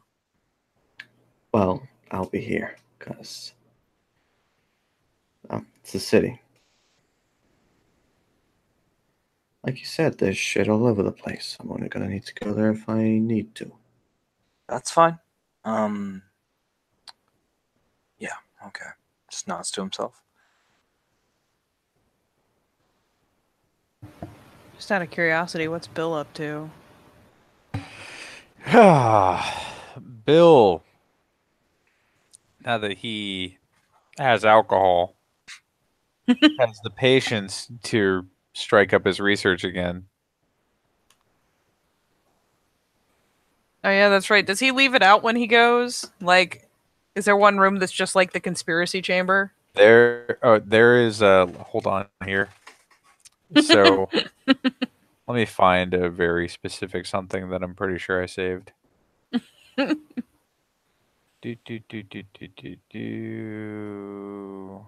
Pictures. But yeah, Bill has laid it out, and to call it a conspiracy table would be a very gentle way of putting it. This is definitely a conspiracy room. There are several cork boards.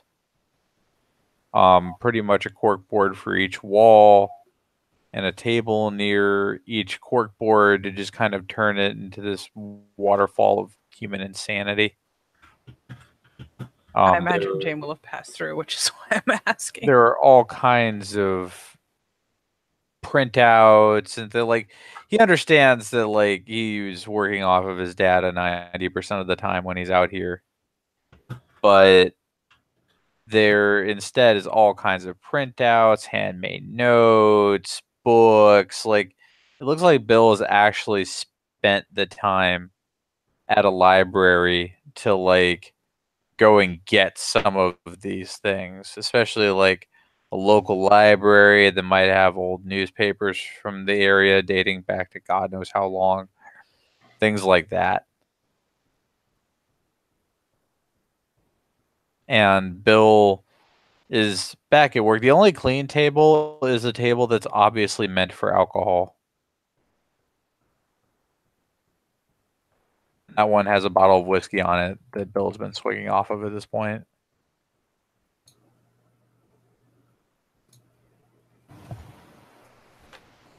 One of the many fine things that Jane encounters in this home as she wanders. Yep, just kind of at this point, Anton's going to do it. She just kind of stood there at the door watching Bill with his,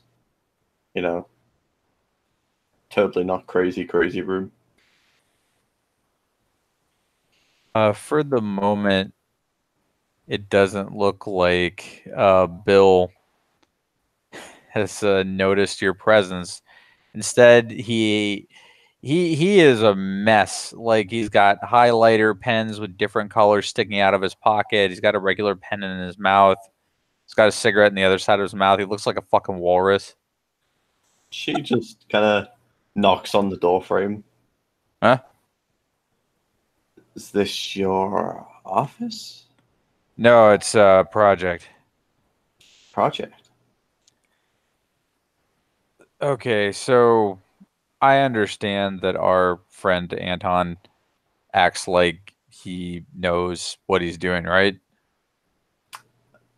Guessing he doesn't. Look, he knows certain things, but he also doesn't know a lot about what he doesn't know. And from what I can tell, his relatives have been here for an exceptionally long time. And it's probably the root of this place, actually. It's actually kind of funny.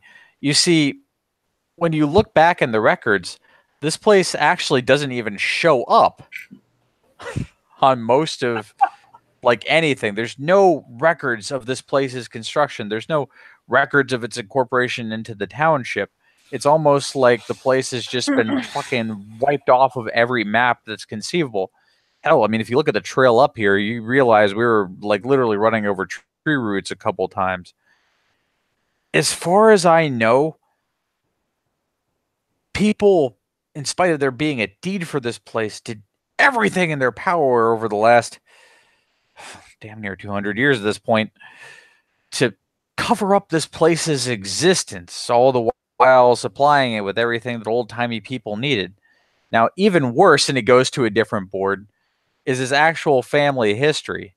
Now, I'm not going to reveal his surname to you quite yet because he is an edgy motherfucker. But when it comes to his ancestors, we are reaching all the way back, and he walks to another table into fucking Europe. And I mean, like, deep into Europe. I mean, in the heart of fucking Europe, and not like Western Europe. This is like all Eastern European. And there seems to be this fucking trail running out of Eastern Europe, going up, down, left, right, zigzagged a couple times. And then when we get here, once again, it's like they did everything in their power not to be known. However, the few people we do know, and he walks to another table, were extremely busy motherfuckers. They headed here about as fast as they could, and then they stuck their fingers in every fucking pie that there was to stick it in. Several businesses, in fact, pretty much every business. Now, a lot of these places, of course, with the ages, and he walks over to another wall, went out of business over time. But it seems that like the money would just keep moving places. It seems like the few businesses that did kind of go past the last known kind of relative from this line are still here and pretty much owed a lot, if not everything, to these people's money. Now, the money was moved around a lot of different places as he moves to another area. Feel free to jump in at any time. She just all right. So as he starts walking over, does he look over to her at all? Jane has no basis of experience to put this off of, so I just kind of have to pull it straight. He's looking at you, and he's speaking in your direction. But at some point in all of this, it seems that instead of having a conversation, you've more or less tapped into this guy's stream of consciousness. As he starts walking over to the table, streaming, I was like, Bill? Yeah, what? Yeah? Hey, Neo. What? All right, good. You okay? Yeah. Oh, what? This is, I wasn't expecting the whole, just the kind of hand gestures waving between him and her. Like, the whole, when people say they got a project, they don't normally just tell. But you know what? I'm very grateful. I want to, I'm glad we've made a connection in that kind of thing. Really, I just wanted to say thanks for looking out for me back there and not being a total ass. I was a dick to you from the first moment we met. Well, city folk, you weren't exactly a dick, more of an ass. There is a difference. Yeah. Bridge under the water. It's fine. I appreciate it. Look, this shit's really stressful. I act like I'm holding my shit together. I'm really, really not. But it helps to have the distractions like this here. You know what? I can totally agree. Like, I got to admit, like, before I started this whole shtick, I'd never like seen anybody die. I've now seen 2 dyings, which is a 200% increase in this particular quarter from the number of dyings I'd previously seen.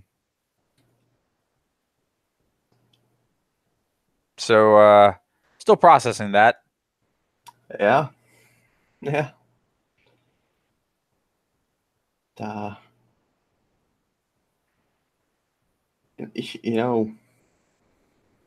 Look, Anton's so deep in this shit that there's a part of me that genuinely thinks he has forgotten how to think like a person. He's just all werewolf up there. And sometimes you need a person to be the voice of reason in a situation. That seems to be the niche I'm filling for now. For now? I mean, I figure if we're wrapped up in this shit long enough, we're all going to go fucking crazy.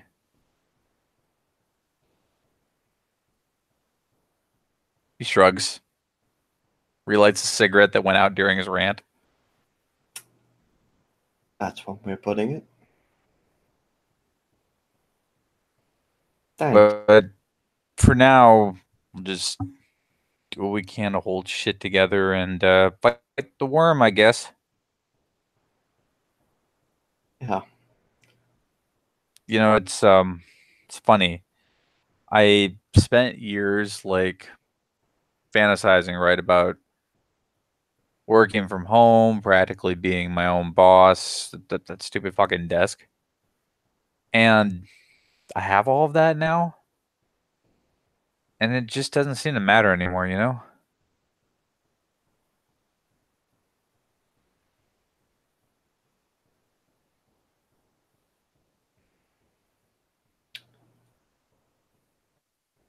Yeah. It's a nice desk. Yeah. Anyway, just try to take shit one day at a time. And if this place creeps you the fuck out too much, which I can understand how it would be too much for somebody, you're welcome to crash out on my couch. No. No, the place, it's great.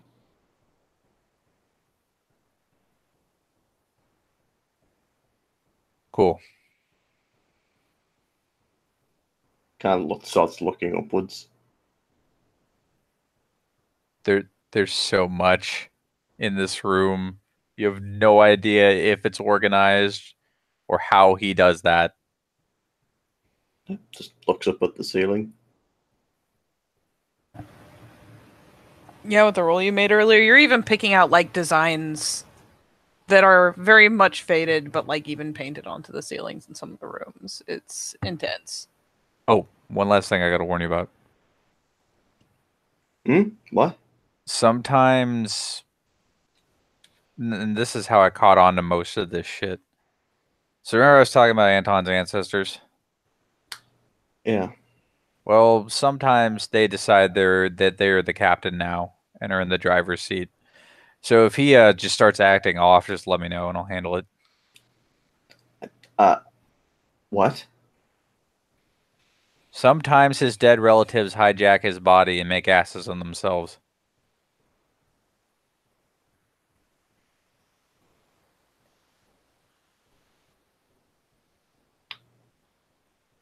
You ever get yelled at by a wealthy Romanian heiress? Because I have. And I thought my shit was crazy. Shrugs.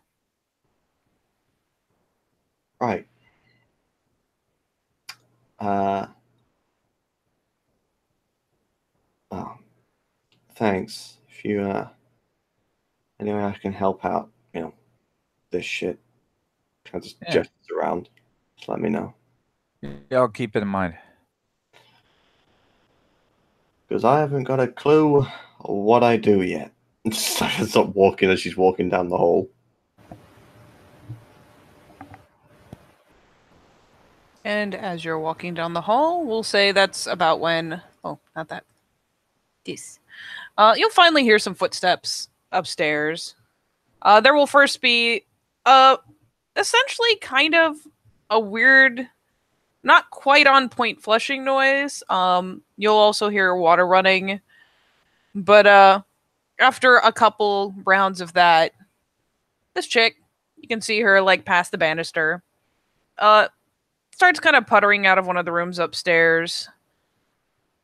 You know, cigarette in mouth, and just kind of comes trotting down that big fucking staircase.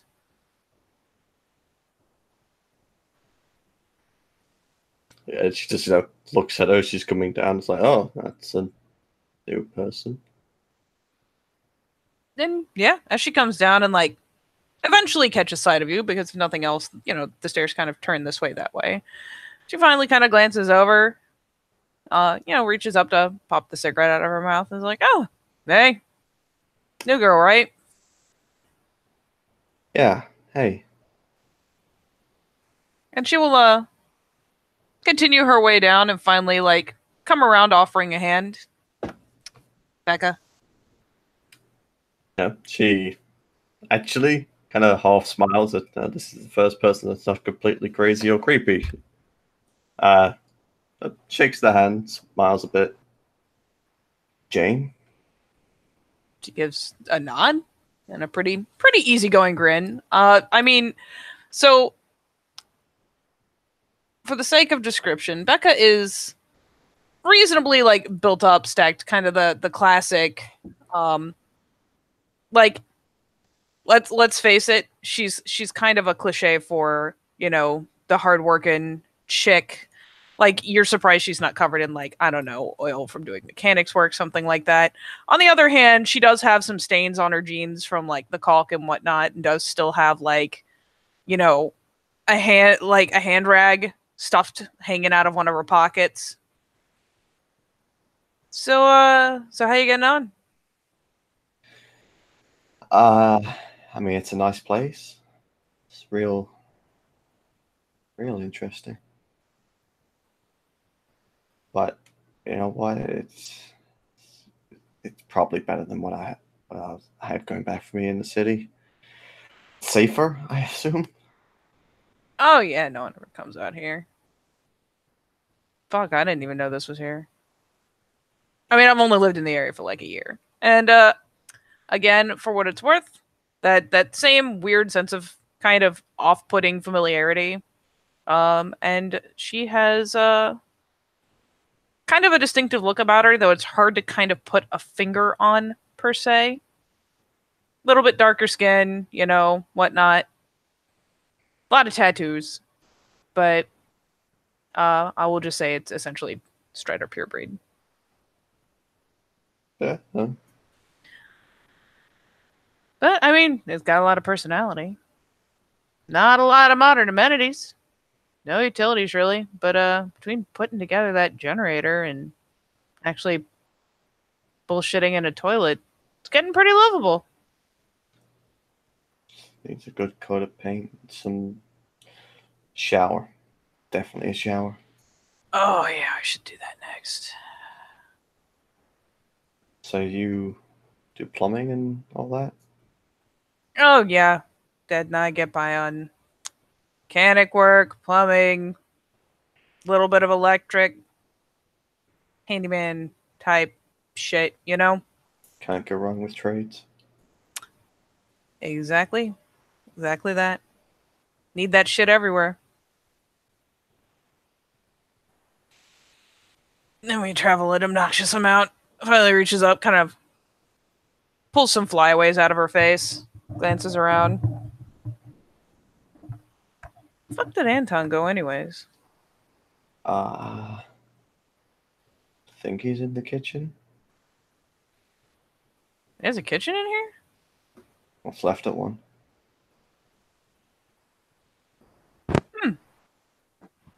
She starts kind of putzing along. And finally just, in true Becca style, just like, yo, Anton! Yeah, eventually here. Buh. What? Buh. Buh. The fuck are you? You pass out in a corner or some shit? No. Just getting more beer for people, and I may have fallen asleep. It happens to everybody. For what it's worth, Becca looks pretty fucking comfortable at the moment. Like, pretty comfortable in her skin, pretty comfortable in this old creepy ass house. She like pops a lean against the doorframe at the top of the basement stairs. You can tell she's got that casual arm crossed. You can imagine the kind of grin she's pitching down at Anton. Yeah, it's totally natural to fall asleep in a creepy murder basement. Do it all the time. Yeah, pretty much. Jane would just see a hand Becca one of like the beer bottles. You just hear from behind as well. Knew it was a fucking murder basement. It's not a murder bait. It's in the closest Arnold Schwarzenegger voice. It's not a murder basement. I mean, it's a pretty classic murder basement. Yeah, well, murder basement or not. Comes out, rubbing his face. Now Becca will move out of the way so he can actually come up out of the basement. Just kind of rubs his face under his eyes. His eyes are a bit baggy. You been sleeping at all? Yeah. Starts to walk. You are full of shit. I've been sleeping. I'm fine. Cracking the beer open. Uh-huh. He's full of shit, isn't he? Kind of like looks over to Jane. He's full of shit. Ah, see, there you go. The motion's passed, you full of shit. Totally like, "Ugh, yeah, whatever. Yeah, find out Kia. You gonna drive to IKEA asleep? No. Gonna like put in one of them orders so I can go collect it tomorrow. I'll just give Jane my bed. I'm sure Heidi won't mind. I'll sleep on the floor. I'll sleep on the floor. Don't worry about it. Oh, no. Jesus. What? There's a bed, perfect good bed there. Use that. Yeah, perfectly good bed there. So go ahead, Sleeping Beauty. Jesus. No, I gotta do more stuff, so. Don't you still have an air mattress around here somewhere? She starts like nudging Anton. Like, go on, go. I think so. She's yawned. Hmm? I think so. I don't know where it is. Still take it? Yo, Bill! What? You staying here tonight? Yeah, I've been drinking. Kind of flicks a glance over to Jane. I'll go bring you another air mattress. You're a saint. Flicks her the thumbs up. Continues trying to like carefully nudge, push, shove Anton. Like you are going to bed. You're Like fucking done. He sits there. Like, no, Becca, I swear to. You know what I mean? No, I swear I'm fine. She literally just like pushes him onto the bed. I mean, the second it hits the blanket, he's like, no, Becca, I swear I'm absolutely. You know what I mean? There's the sound of an amused snort from in the room. There's the distinct sound of one shoe and then the other shoe hitting the floor as she very probably just yoinked them off his feet. There'll be, like, a barely audible exchange between her and Heidi, who is still just happily painting. And she'll wander back out. All right, step 1, complete. All right. Step 2. Step 2, we go get you an air mattress. Maybe even a blanket. It's getting fucking cold out. And I don't know how many he actually brought out here. All right. I like this plan so far. And, he show you how to work the generator?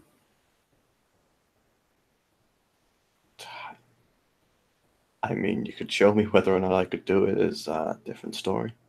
Ain't hard. So she will kind of beckon her and go to where, I mean, she saw the thing before. It looks like a goddamn, like it's the size of a goddamn car engine. It's enormous. This is clearly some fucking put together shit. But it is in fact a fairly large generator. There are probably several like tanks of gasoline next to it. And she'll give her a show of like, it's pretty fucking simple, truth be told. You flick this, pull this ripcord, it starts up, runs until you flick the switch off. And I got a, where the fuck is it? Gauge here, so you can see where the gas is. It's too low, put some in, not while it's running. And well, she kind of looks around, and you can see that like every light, lamp, whatever in the area that has a cord, they are all going back to this fucking generator or to power strips run from the generator. So it nods. Fair enough. Yeah, all in all, pretty simple. Anton's out fucking cold. What is Bill even doing? Like, leans to glance into the conspiracy room, kind of wrinkles her nose, leans back upright. All right, so I'm just gonna fucking tell you. Toilet's got 2 fucking things on it. One is the normal kind of flush dealy, and the other one is modifying the hose. You turn the nozzle one way, you wait 20 seconds for the tank to fill up, turn it back off, walk away. It's just not going to autofill. All right, so flush and then fill it back up. Yeah, pretty much. Simple. I mean, worst going to happen is you're going to flush, forget to fill it, and the next time you want to flush, you have to wait, fill it up, and then flush it. So, pretty foolproof unless you leave the water running, and then you all get flooded out of the house. It sounds like something I'm not gonna do. I mean, more likely you just have a really wet floor and might drip through the floor. It doesn't seem like there's really 2 layers to this. It's just the floor is the ceiling, so shrugs.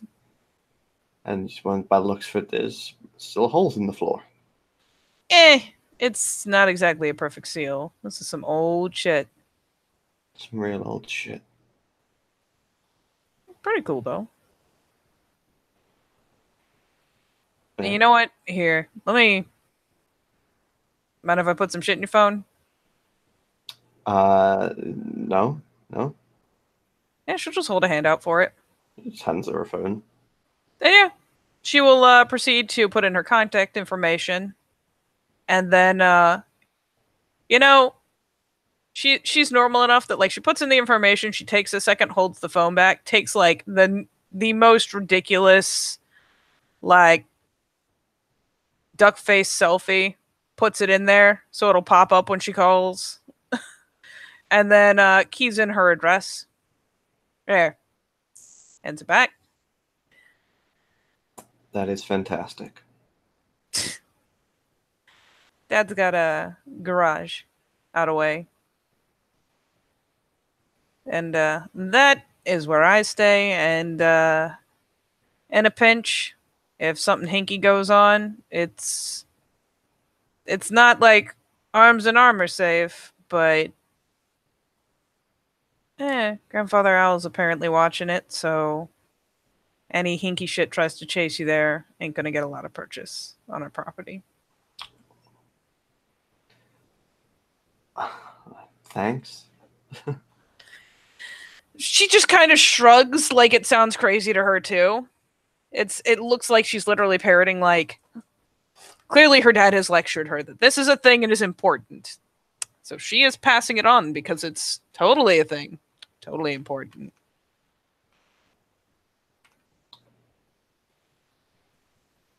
Yo, Bill, you passed out yet? I saw you get the whiskey. Nope, still working on all this bullshit. Fucking I'm just trying to follow this fucking trail, but these people didn't want to be fucking found or noticed, even though they wanted to stick their fingers in every pie. Fucking dicks. Bill, you do research that much better when you're fucking wasted? Yes. Fucking yes. Okay. It's just killing me, man. Like they always wanted to pull this like, oh, I'm the guy who's secretly controlling everything. Let me twirl my big fat Eastern European mustache and fucking snark all day because I know one day a young historian will be filled with rage at our bullshit. We're the puppet masters of the Blue Ridge Mountains in Roanoke. She like flicks a glance over to Jane, like, you're hearing this, right? Like, kind of grinning. A look of, like, just the half smile of, I have no idea anymore. I mean, she just kind of shrugs. I don't fucking know either. You want to come with? I know that car looks like a piece of crap, but it runs like a dream. Where are you going? Get a fucking air mattress, some blankets, maybe even a fucking pillow. Maybe some more whiskey. Just kind of looks at Bill. I mean, if you wanted to share the whiskey, we're definitely gonna have to get more whiskey. I think I like whiskey. Can't hurt to check. Ugh. And I mean, if you don't like it, he'll fucking drink it. Yeah. I love alcohol. There you go. You can try all kinds of alcohol. If you don't like it, Bill here will drink it on a research binge. It is, look, all right. Alcohol's been with me for about as long as cigarettes have. Okay? Very solid, stable relationship in your life, huh? It really, you know what? All right. So here's the deal about alcohol and cigarettes. It comes out. I Like smoke as a he like cigarette. makes the emergence, Yeah. Jane gets the little elbow nudge, like, be ready. This is about to get good. Like, Okay. I smoke a cigarette like I'm doing right now, and it puts nicotine.